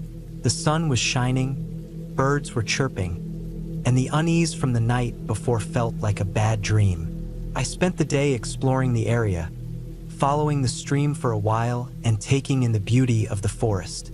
I even found some animal tracks, deer maybe near the water. It was peaceful, and by the time I returned to my campsite in the late afternoon, I felt completely at ease again. That evening, I built another fire and cooked some more food. As the sky darkened, I noticed how quiet it was. There was no wind, no rustling leaves, just the occasional crackle of the fire and the gurgle of the stream. It felt almost too quiet. I tried to brush it off, telling myself I was just not used to this level of solitude. But as I sat there staring into the fire, I had the unmistakable feeling that I was being watched. I scanned the tree line but saw nothing unusual. Still, the feeling persisted. I decided to call it a night. I put out the fire, double-checked that all my food was securely stored to keep animals away, and climbed into my tent. I left the zipper slightly open, just enough to let in some fresh air.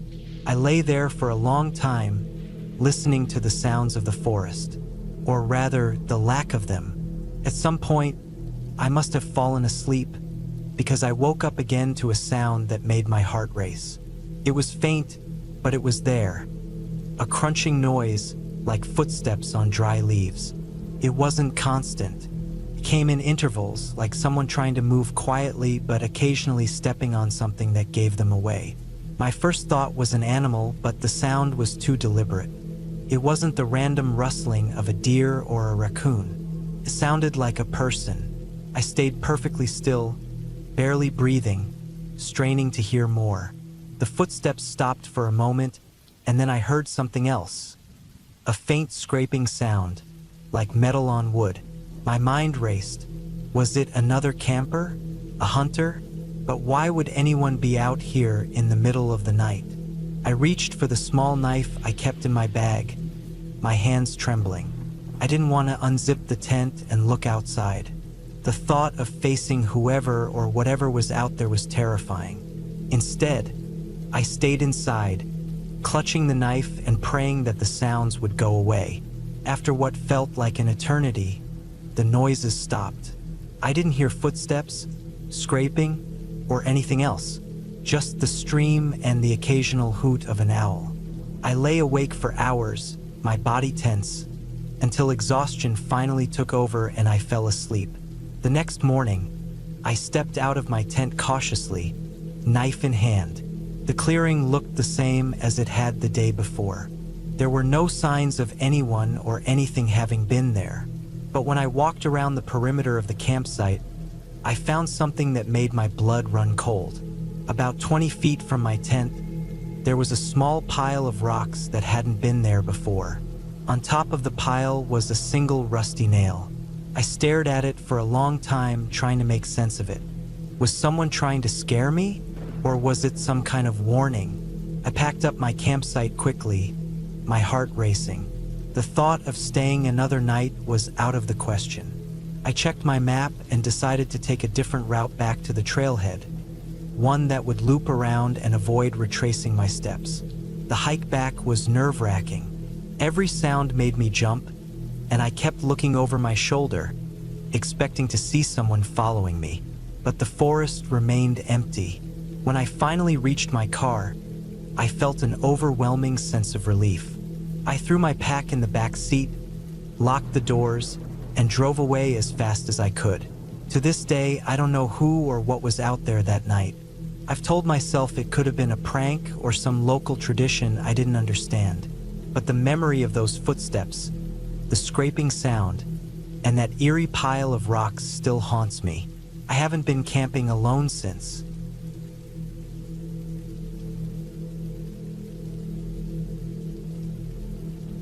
I've always loved camping.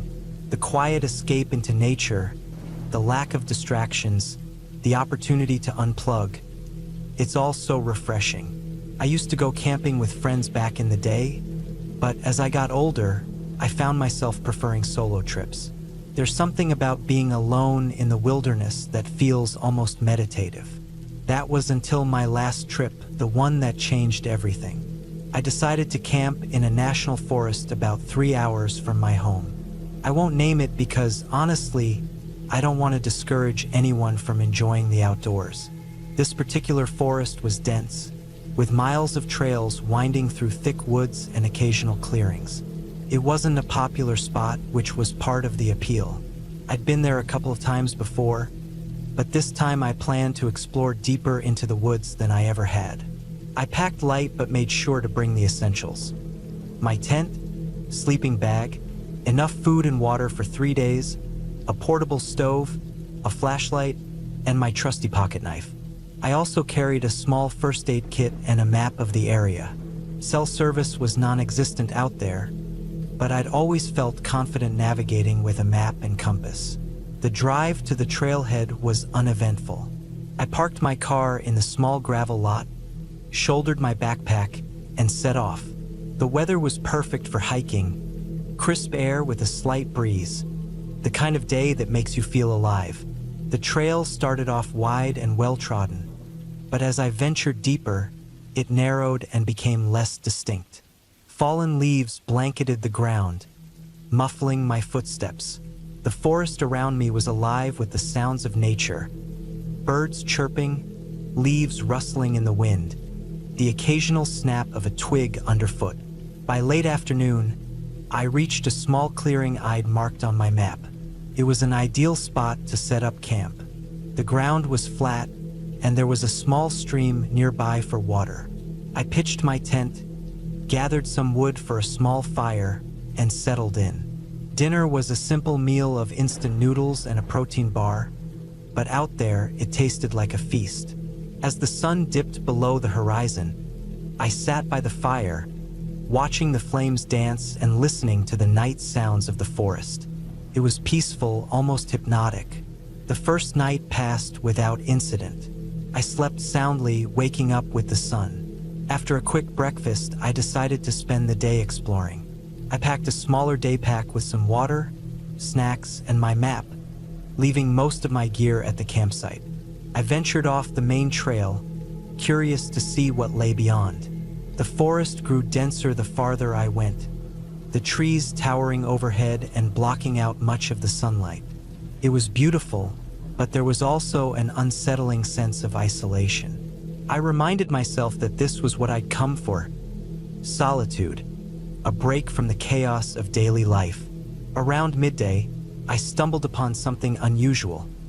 A series of old, rusted metal traps scattered in a small clearing. They looked like they'd been there for decades, long forgotten and overgrown with moss and weeds.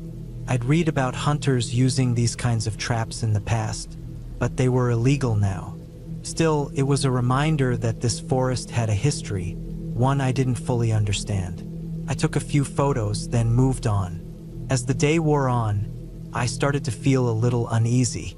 It was subtle at first, a nagging sensation at the back of my mind that something was off. The forest seemed quieter than usual. The bird song that had accompanied me all morning was gone, replaced by an oppressive silence. I shrugged it off, telling myself I was overthinking. But as I retraced my steps back to camp, the feeling only grew stronger. I couldn't shake the sense that I was being watched. When I finally reached my campsite, it was late afternoon. The sun was low in the sky, casting long shadows across the clearing. I checked my gear and found everything as I'd left it. Still, I couldn't shake my unease. I decided to build a larger fire that night, hoping it would provide some comfort. As darkness fell, the forest seemed to close in around me. The firelight illuminated the clearing, but beyond its reach, the woods were pitch black. I sat close to the flames, listening intently to the sounds of the night. Every rustle of leaves, every snap of a twig set my nerves on edge. I kept my pocket knife close, though I knew it wouldn't be much help against anything larger than a raccoon. Around midnight, I heard it, a faint noise coming from the woods.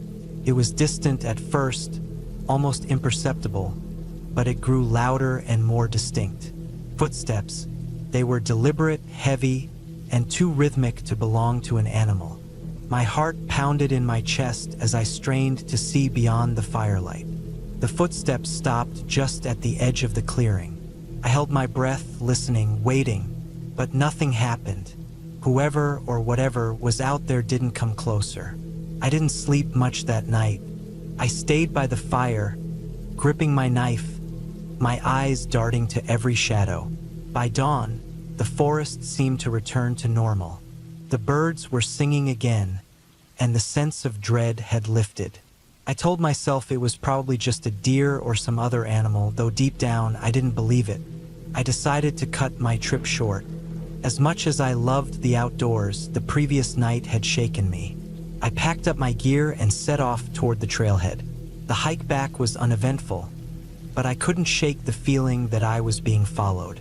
Every so often, I'd stop and look back, but I never saw anything. When I finally reached my car, I felt an overwhelming sense of relief. I tossed my gear in the trunk, climbed into the driver's seat, and locked the doors. As I started the engine, I glanced in the rearview mirror and froze.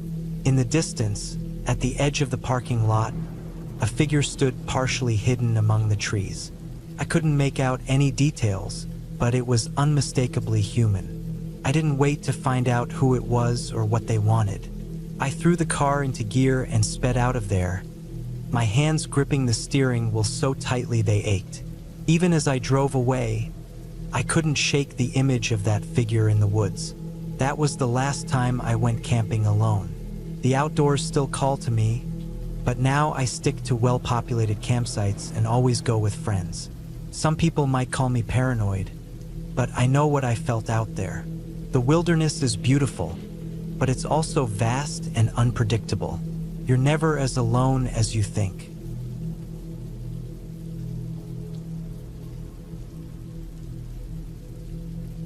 The first time I camped alone, I thought it would be a peaceful way to clear my head. I had just turned 30, and I wanted to mark the milestone with something different. Solitude had always seemed like a rare luxury, and I figured a weekend away from the noise of everyday life would be refreshing. I chose a spot deep in the woods of northern Vermont, a place that wasn't too far from where I'd grown up. The forest there was dense, with towering pines and scattered birches, and the area was known for its secluded beauty. It was late October. The leaves were mostly gone, and the air had that crisp bite to it that signaled winter wasn't far off. I packed light but made sure to bring all the essentials. My tent, sleeping bag, a small portable stove, enough food and water for 3 days, and a few extras like a flashlight, a knife, and a first aid kit. My phone, fully charged, was more for emergencies than anything else. There wouldn't be much service out there, but it was a safety net I couldn't ignore. The trailhead was about an hour's drive from where I was staying. The drive was uneventful, the road winding through quiet towns and stretches of forest until it ended in a small gravel parking lot. There was only one other car there, a beat-up old Subaru, but I didn't think much of it. People came and went from these trails all the time. The hike to my campsite was supposed to take about 2 hours. The trail was well marked, and I'd done my research beforehand. The path started off wide and easy, snaking through a mix of evergreens and bare hardwoods. The farther I went, the narrower it became, with roots and rocks jutting out to trip up the unwary.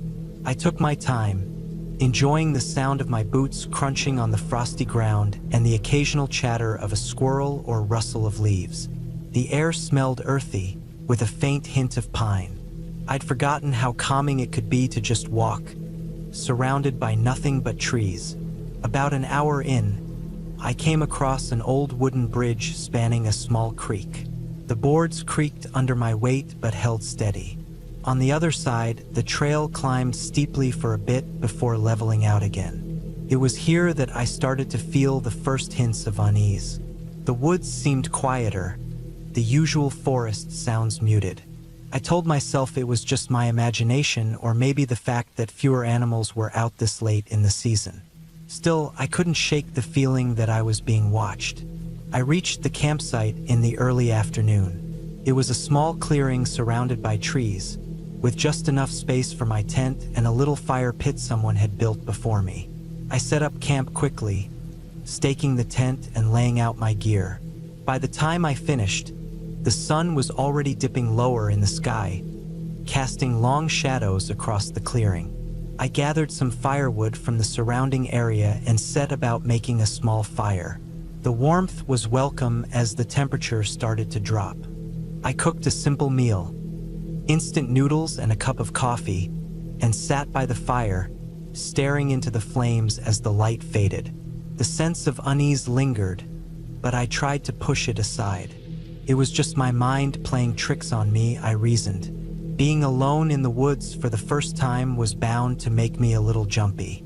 As night fell, the forest around me seemed to come alive with sounds. Twigs snapping, leaves rustling, the occasional hoot of an owl. I reminded myself that these were all normal noises. Still, I found myself glancing over my shoulder more often than I'd like. The fire cast flickering shadows that danced at the edge of the clearing, and every now and then, I thought I saw movement just beyond the light. Each time, I'd shine my flashlight into the trees, but there was never anything there. When the fire burned down to embers, I decided to call it a night. I crawled into my tent, zipping it up tightly behind me. My sleeping bag was warm, and I tried to focus on the comforting weight of it as I lay there, listening to the forest. Sleep didn't come easily. Every time I started to drift off, I'd hear something. A soft crunch of leaves, a faint tapping sound, and my eyes would snap open. The sounds always stopped as soon as I was fully awake. At some point, I must have dozed off because I woke up suddenly to the sound of something heavy moving outside the tent. My heart pounded as I lay there, holding my breath. The noise was close, just outside. A slow, deliberate crunch of footsteps on the frosty ground. It wasn't the sound of an animal. It was too heavy, too measured. I reached for my knife, gripping it tightly in my hand as I tried to stay as still and quiet as possible. The footsteps circled the tent, pausing every few moments. I could hear my own heartbeat, loud and fast in my ears. Then, just as suddenly as they'd started, the footsteps stopped. I lay there for what felt like hours, straining to hear anything else, but the forest had gone eerily silent. Eventually, exhaustion took over, and I drifted off again, the knife still clutched in my hand. Morning came, and with it a sense of relief. The sunlight made the previous night's fear seem almost silly. Still, I couldn't shake the memory of those footsteps. I unzipped the tent and stepped outside, scanning the clearing. There was nothing out of place, no signs of anyone having been there. I told myself it must have been an animal after all, maybe a deer or a bear passing through. Still, I decided to be more cautious. I spent the day close to the campsite, gathering more firewood and exploring the immediate area but never straying too far. The sense of being watched never completely left me, but I tried to ignore it. That night, the unease returned in full force. I kept the fire burning longer, hoping it would keep whatever was out there at bay. But once again, as the fire died down and I retreated to my tent, the sounds started. This time, it was a faint scraping noise, like something being dragged across the ground. Came from the direction of the trail. I lay there, knife in hand, listening as the sound grew closer. Then it stopped, replaced by the soft crunch of footsteps. They circled the tent again, slow and deliberate. My heart raced, and I fought the urge to call out, knowing it wouldn't help. The footsteps stopped right next to the tent. I could hear breathing, slow and heavy. I held my breath, waiting, my grip on the knife so tight it hurt. Then, as suddenly as it had come, the sound vanished. I lay there, paralyzed, until the first light of dawn. When I finally worked up the courage to step outside, the clearing was empty. But this time there were signs. Footprints in the frosty ground, unmistakably human, circling the tent. My blood ran cold as I stared at them. Whoever it was had been here watching me. I packed up my camp in record time, shoving everything into my pack without caring about organization. I needed to leave. The hike back to the trailhead felt endless.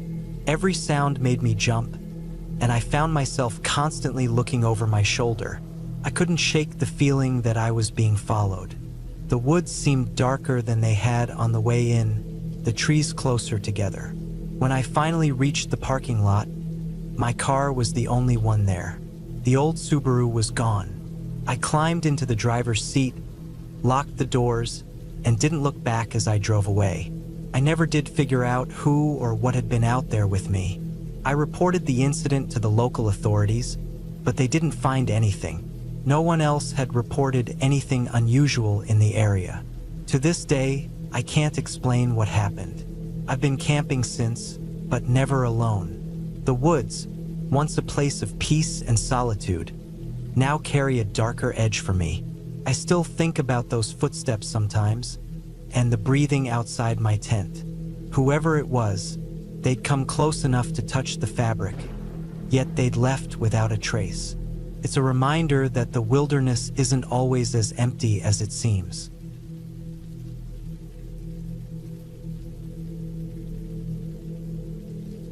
The first thing I noticed was how quiet the forest felt as I stepped out of my car. I had parked at the edge of a remote trail, one I had researched for weeks. It was supposed to be a hidden gem, a long stretch of wilderness with stunning views and few people. That last part was what drew me to it. I wanted solitude, a break from the constant buzz of city life. I had packed everything I needed: a sturdy tent, food for 3 days, a first aid kit, and all the little gadgets that make camping safer and more convenient. The trailhead wasn't marked, but I had a map and a GPS. As I slung my backpack over my shoulders, I felt that familiar mix of excitement and nerves. The air was crisp, the sun just beginning to sink lower in the sky, casting long shadows through the trees. I locked my car, double-checked that everything was secure, and started walking. The first few hours were uneventful. The trail was narrow but well-defined, winding through dense woods that smelled of pine and damp earth. Birds chirped in the distance, and occasionally, I heard the rustle of small animals darting through the underbrush. I kept a steady pace, enjoying the rhythm of my boots crunching against the dirt and leaves. By the time I reached a clearing where I planned to set up camp, the sun was dipping below the horizon. The spot was perfect, a flat patch of ground surrounded by tall trees, with a small stream nearby for water. I unpacked my gear quickly, pitching my tent and starting a small fire. The routine of setting up camp was comforting, almost meditative. As the fire crackled, I cooked a simple meal and ate while the forest grew darker around me. The first night passed without incident. I slept well, lulled by the sounds of the stream and the occasional hoot of an owl. The next morning, I felt refreshed and ready to explore. I left my heavier gear at the campsite, taking only a day pack with water, snacks, and a compass. My plan was to follow the trail up to a ridge that promised panoramic views of the surrounding area. The hike was challenging but rewarding. The trail grew steeper, and the trees thinned as I climbed higher. When I finally reached the ridge, the view took my breath away. Rolling hills stretched out in every direction, blanketed in green. I sat there for a while, eating a granola bar and soaking it all in. It felt like I was the only person in the world. But as I started back down, I couldn't shake the feeling that something was off. It was subtle at first, a faint unease that I couldn't quite place. The forest seemed quieter than it had been earlier. The usual background hum of insects and birds was absent. I stopped several times, listening intently, but heard nothing unusual. Shaking it off as paranoia, I continued walking. When I returned to my campsite, the first thing I noticed was that my tent's flap was unzipped. I was certain I had closed it before leaving. My heart sank as I stepped closer. The contents of my tent had been disturbed. My sleeping bag was unrolled. My food bag was open, and several items were scattered on the ground. For a moment, I thought it might have been an animal, but nothing was chewed or torn. It looked deliberate, as if someone had gone through my things. I stood there for a long time trying to make sense of it. The logical part of my brain told me it was probably another hiker, maybe someone who stumbled upon my camp and got curious. But another part of me, a deeper, instinctual part, felt unsettled. I couldn't shake the thought that someone had been here, watching, waiting for me to leave. I spent the rest of the evening on edge, constantly glancing around as I cooked and tidied up. I made sure to secure my food bag high in a tree, both to keep it safe from animals and to make it less accessible to anyone who might come snooping. As darkness fell, I forced myself to climb into my tent and try to sleep. It was a long night. Every sound, a branch snapping, the rustle of leaves, made my heart race. At some point, I must have dozed off, because I woke to the faint light of dawn filtering through the fabric of my tent. Relieved to see daylight, I quickly packed up my gear, deciding to cut my trip short. The unsettling experience from the day before had soured the adventure for me. As I retraced my steps along the trail, I couldn't shake the feeling that I was being watched. It wasn't just paranoia. There were small signs that something wasn't right. Several times, I thought I heard faint footsteps behind me, but whenever I stopped to listen, the forest was silent. At one point, I found fresh footprints in the dirt. They weren't mine and they weren't old. I quickened my pace, my mind racing with possibilities.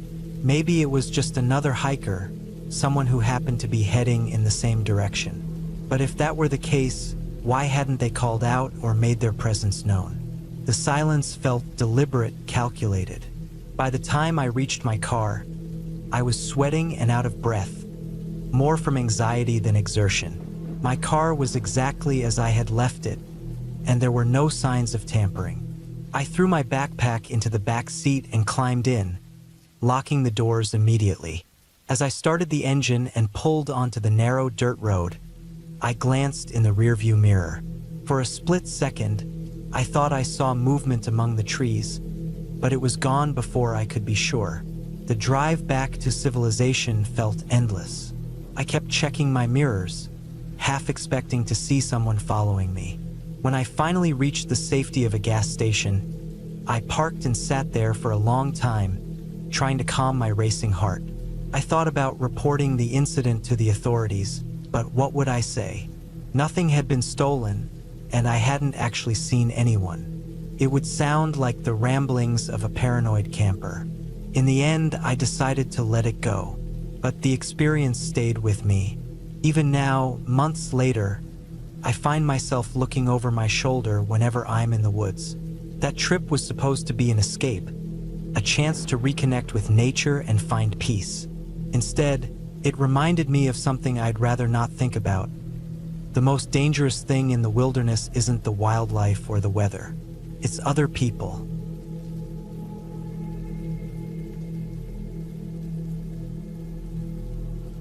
I've always loved camping.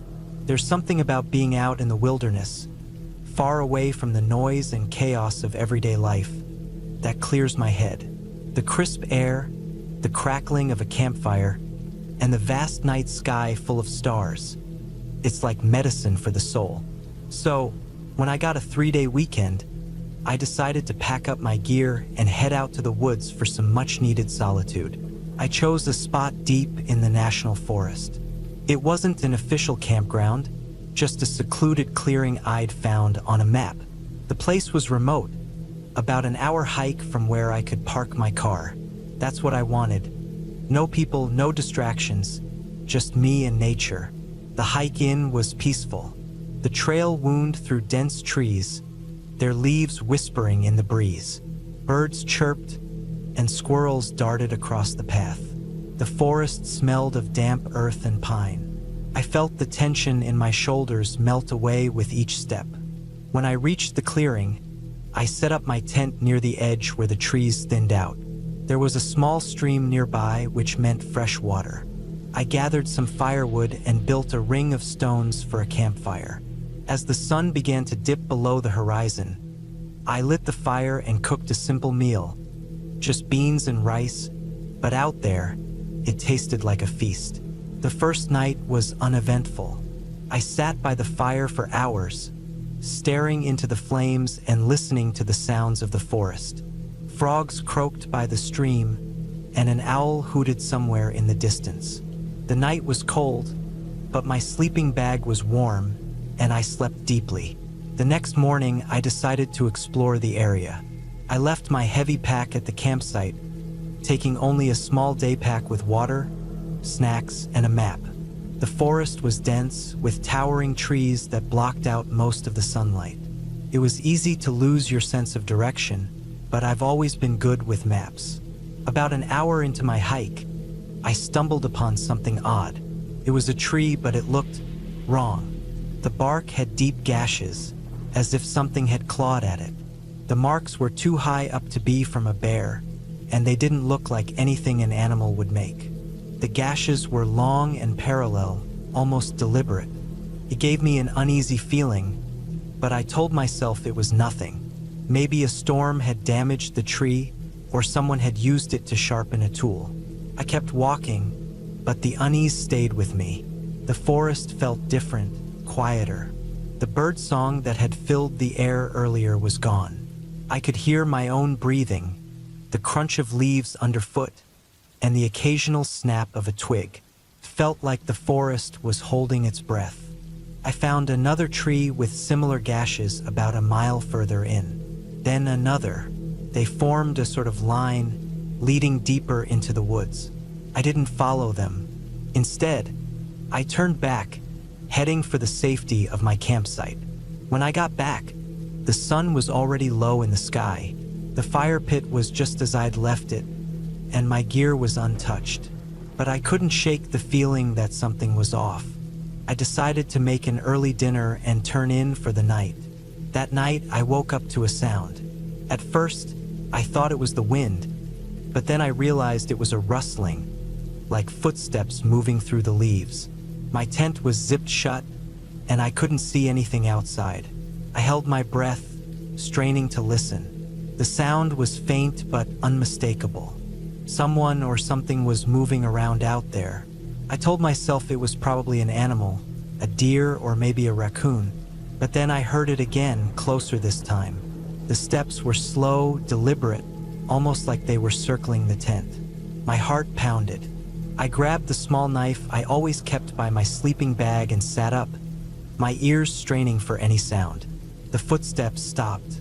The silence was deafening. I stayed like that for what felt like hours, knife in hand, waiting for something to happen. Eventually, I must have fallen asleep from sheer exhaustion because the next thing I knew, it was morning. I unzipped the tent cautiously, knife still in hand. The clearing was empty, the fire pit cold, but the ground around my tent was disturbed. There were footprints in the dirt, human footprints. They weren't mine. Panic surged through me. I quickly packed up my gear, keeping an eye on the treeline. Whoever had been out there last night might still be watching. I debated whether to hike out immediately, but it was a long walk back to the car, and I didn't want to risk getting caught out on the trail after dark. I decided to stay one more night, but I moved my camp to a new location about a mile away. The new spot was deeper in the forest, surrounded by thick trees. I felt more hidden there, less exposed. I built another fire and tried to relax, but my nerves were shot. Every little sound made me jump. The crack of a branch, the rustle of leaves. Everything felt like a threat. That night, I didn't sleep much. I kept the fire going, adding wood whenever it started to die down. I didn't hear any footsteps, but the forest felt alive with unseen eyes. I kept my knife close and stayed alert, counting down the hours until daylight. When morning came, I wasted no time. I packed up and started the hike back to my car. The trail felt longer than I remembered, and I couldn't shake the feeling that I was being followed. I kept glancing over my shoulder, but I never saw anything. About halfway back, I found something that made my blood run cold. A small pile of rocks, carefully stacked, sat in the middle of the trail. It hadn't been there on my way in. The rocks were arranged in a way that felt intentional, almost like a marker. I stepped around it and quickened my pace. The rest of the hike was a blur. I was running on adrenaline, my mind racing with possibilities. Was someone messing with me? Or was it something worse? By the time I reached my car, I was drenched in sweat and completely on edge. I drove away as fast as I could, not stopping until I was miles from the forest. Even then, I kept looking in the rearview mirror, half expecting to see someone following me. It's been weeks since that trip, and I still can't explain what happened. I've replayed it in my mind over and over, trying to make sense of it. The gashes in the trees, the footsteps, the footprints, the pile of rocks. None of it adds up. I've told myself it was just a strange coincidence, that there's a rational explanation for everything. But deep down, I'm not so sure. I haven't been camping since. The woods used to feel like a sanctuary, a place where I could escape and recharge. Now they just feel wrong. I don't know if I'll ever go back.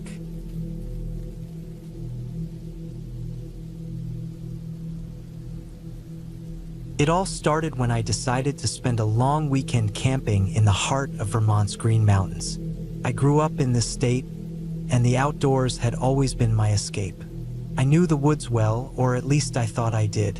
This particular trip was meant to be a solo getaway, something to clear my head after months of stressful work. The plan was simple: hike deep into the forest, set up camp, and spend a few days living off the grid. I chose a spot about 10 miles from the nearest trailhead. It was a location I had scouted a few years back while on another trip. The place was perfect: a small clearing surrounded by dense trees, with a shallow stream nearby for water. The only way in or out was via a narrow, overgrown path that few hikers ever used. It was secluded, peaceful, and exactly what I needed. I parked my car at the trailhead early in the morning, loaded up my backpack, and began the hike. The first few miles were uneventful. The air was crisp, the leaves were just beginning to turn, and the forest was alive with the sounds of birds and rustling squirrels. I felt a sense of calm that I hadn't experienced in months. By the time I reached the clearing, the sun was high in the sky, and I was sweating from the effort. I dropped my pack, stretched, and took in my surroundings. It was just as I remembered, quiet, untouched, and far from civilization. Setting up camp took about an hour. I pitched my tent near the edge of the clearing, close enough to the stream to hear the gentle flow of water. After gathering some firewood and organizing my gear, I sat down to eat a quick lunch. The rest of the day was spent exploring the area. I wandered through the forest, following the stream upstream for a while and marveling at how untouched everything felt. There were no signs of other campers, no litter, no noise beyond the natural sounds of the woods. As evening approached, I returned to camp and built a small fire. The sun dipped below the treetops, casting long shadows across the clearing. I cooked a simple meal, ate in silence, and watched the flames dance. It was exactly the kind of solitude I had been craving. When the fire died down, I crawled into my tent and fell asleep almost immediately, lulled by the soothing sounds of the forest. The first night passed without incident, but something felt different the next morning. I couldn't quite put my finger on it, but there was an uneasiness in the air. The forest seemed quieter than it had the day before. The birdsong was less frequent, and the usual rustling of small animals in the underbrush was noticeably absent. I shrugged it off, assuming it was just my imagination. After breakfast, I decided to spend the day fishing at a small lake I had seen on my map. It was about a mile from camp, and the hike there was uneventful. The lake was beautiful, and I managed to catch a few small trout. As the afternoon wore on, I noticed the same unsettling silence I had felt earlier. It was as if the forest was holding its breath. Even the wind seemed to have died down, leaving the trees unnaturally still. I chalked it up to being alone for an extended period. When you're used to constant noise and activity, the quiet can play tricks on your mind. I returned to camp in the early evening and found everything as I had left it. But as I prepared dinner, I noticed something strange. A small pile of rocks had appeared near the edge of the clearing. It wasn't there when I left that morning, and it certainly wasn't something I had done. The rocks were stacked neatly, almost deliberately, and it sent a chill down my spine. I told myself it must have been an animal, maybe a raccoon or a curious fox, but deep down, I knew that didn't make sense. I tried to shake off the unease and focused on my meal. As darkness fell, I built up the fire and sat close to it, staring into the flames. The forest felt oppressive now, the trees looming like silent sentinels. Every crack of a branch or rustle of leaves made me jump. I convinced myself it was just nerves. After all, I was alone in the woods, miles from the nearest human. It was natural to feel a little on edge. That night, sleep didn't come easily. I lay in my tent, listening intently to the sounds outside. The usual background noise of the forest seemed muted, as if something was dampening it. At one point, I thought I heard faint footsteps, but when I held my breath to listen, they stopped. I told myself it was just an animal, but my heart raced regardless. Eventually, exhaustion overtook me, and I drifted into a restless sleep. The next morning, I woke to find another pile of rocks, this one closer to my tent. The sight of it made my stomach churn. This wasn't an animal. Someone was out here and they were watching me. I debated packing up and leaving immediately, but the thought of hiking 10 miles back to my car with that eerie feeling of being watched was almost worse. Instead, I decided to stay put and keep a closer eye on my surroundings. I spent the day gathering wood and fortifying my camp. I dragged fallen branches to the edges of the clearing, creating a sort of barrier. It wasn't much, but it made me feel a little safer. As the day wore on, I constantly scanned the trees, looking for any sign of movement, but the forest remained still, almost unnaturally so. That evening, I didn't bother with a fire. I ate a cold meal and retreated to my tent as soon as the sun set. I kept my flashlight and a hunting knife within arm's reach, ready for anything. The night was long and tense. Every sound outside made me jump.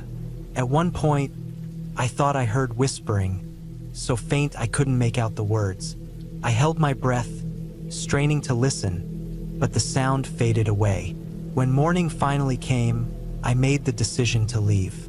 Whatever was out here, I didn't want to stick around to find out. I packed up my gear as quickly as possible, constantly glancing over my shoulder. As I started down the trail, I couldn't shake the feeling that I was being followed. Every so often, I would stop and listen, but all I heard was the sound of my own breathing. The hike back to the trailhead was agonizingly slow. The overgrown path seemed longer than I remembered, and every step felt like it was being watched. About halfway back, I noticed something that made my blood run cold. Fresh footprints in the mud, heading in the same direction as me. They were larger than mine and spaced farther apart, as if whoever made them was moving quickly. I stopped in my tracks, heart pounding. Whoever it was, they were ahead of me. I considered turning back, but the thought of spending another night in the woods was unbearable. I gripped my knife tightly and pressed on, moving as quietly as possible. The footprints eventually veered off the trail and disappeared into the underbrush, but the sense of unease never left me. I felt exposed, vulnerable, like prey being stalked by a predator. When I finally reached the trailhead and saw my car, relief washed over me. I tossed my gear into the trunk and locked the doors as soon as I was inside. My hands were shaking as I started the engine and drove away, leaving the forest behind. As the miles passed, the tension began to ease, but the memory of those footprints and the piles of rocks haunted me. I don't know who or what was out there, but I've never been able to shake the feeling that I narrowly avoided something terrible. I haven't been camping since, and I don't think I ever will again. The woods, once my sanctuary, now feel like a place of unknowable danger. And whenever I think about that trip, I can't help but wonder, what would have happened if I had stayed just one more night?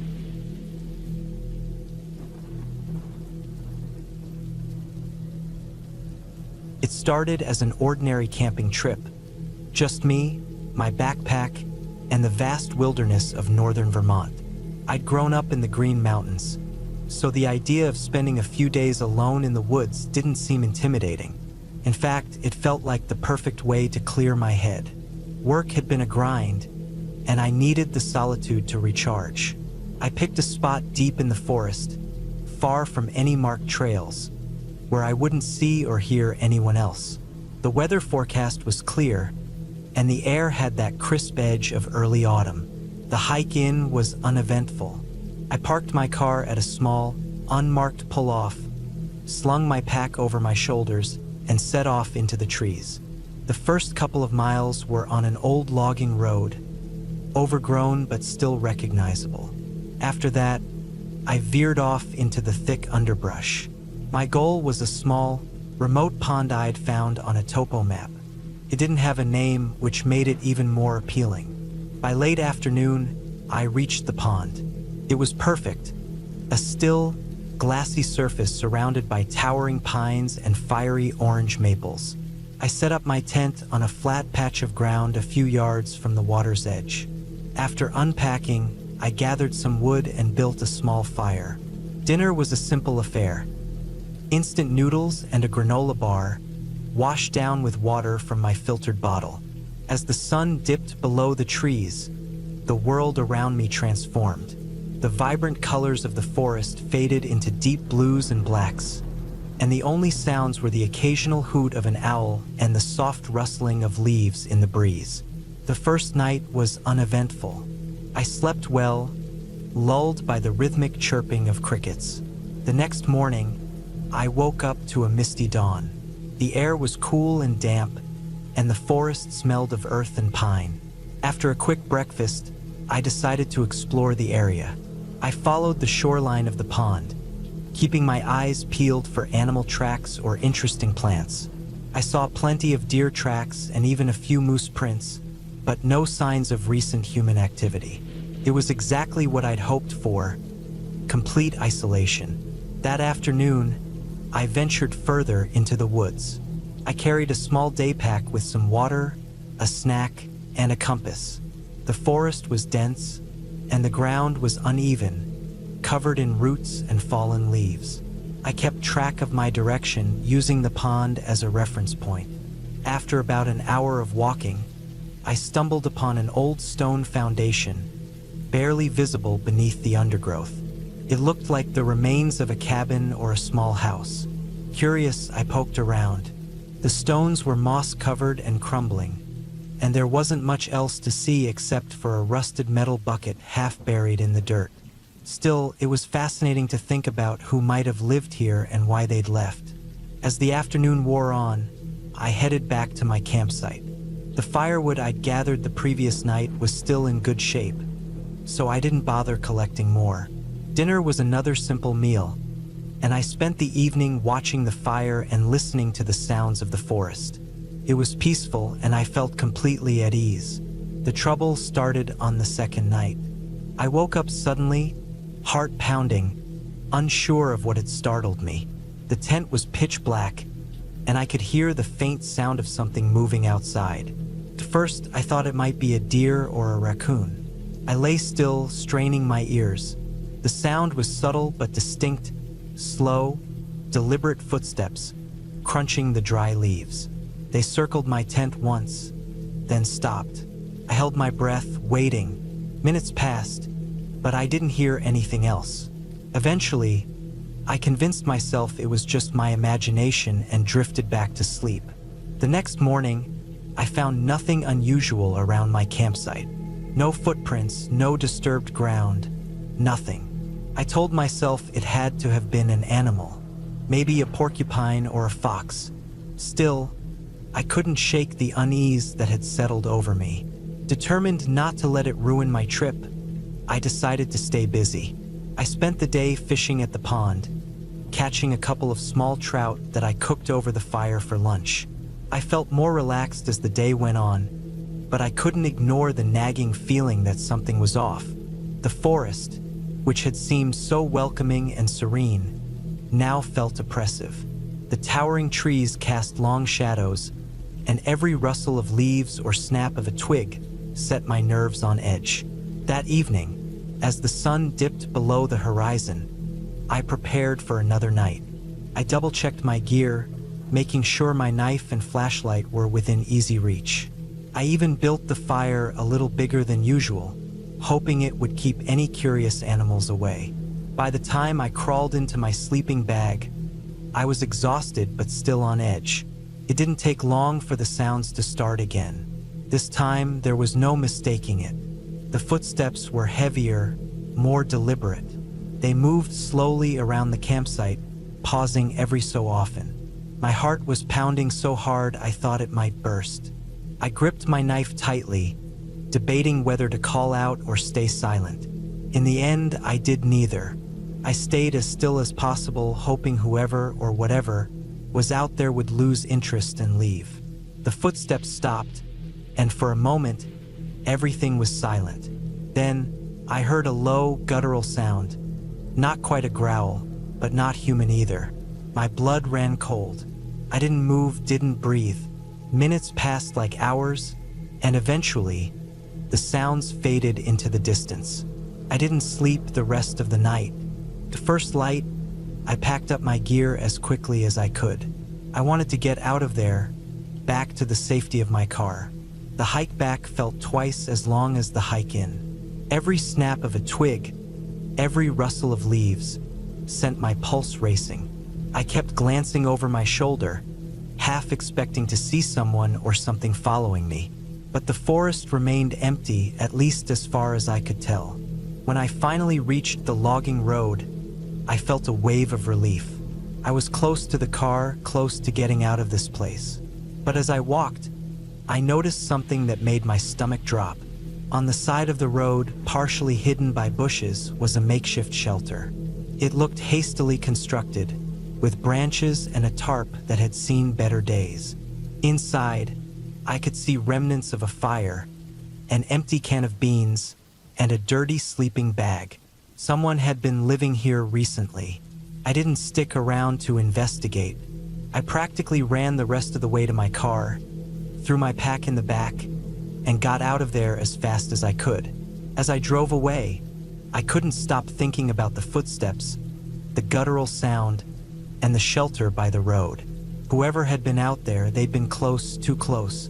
Looking back, I can't say for certain what I encountered in those woods.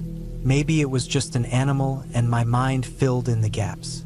Or maybe it was another person, someone who didn't want me there. Either way, it's an experience I'll never forget. I haven't been camping alone since, and I don't think I ever will again.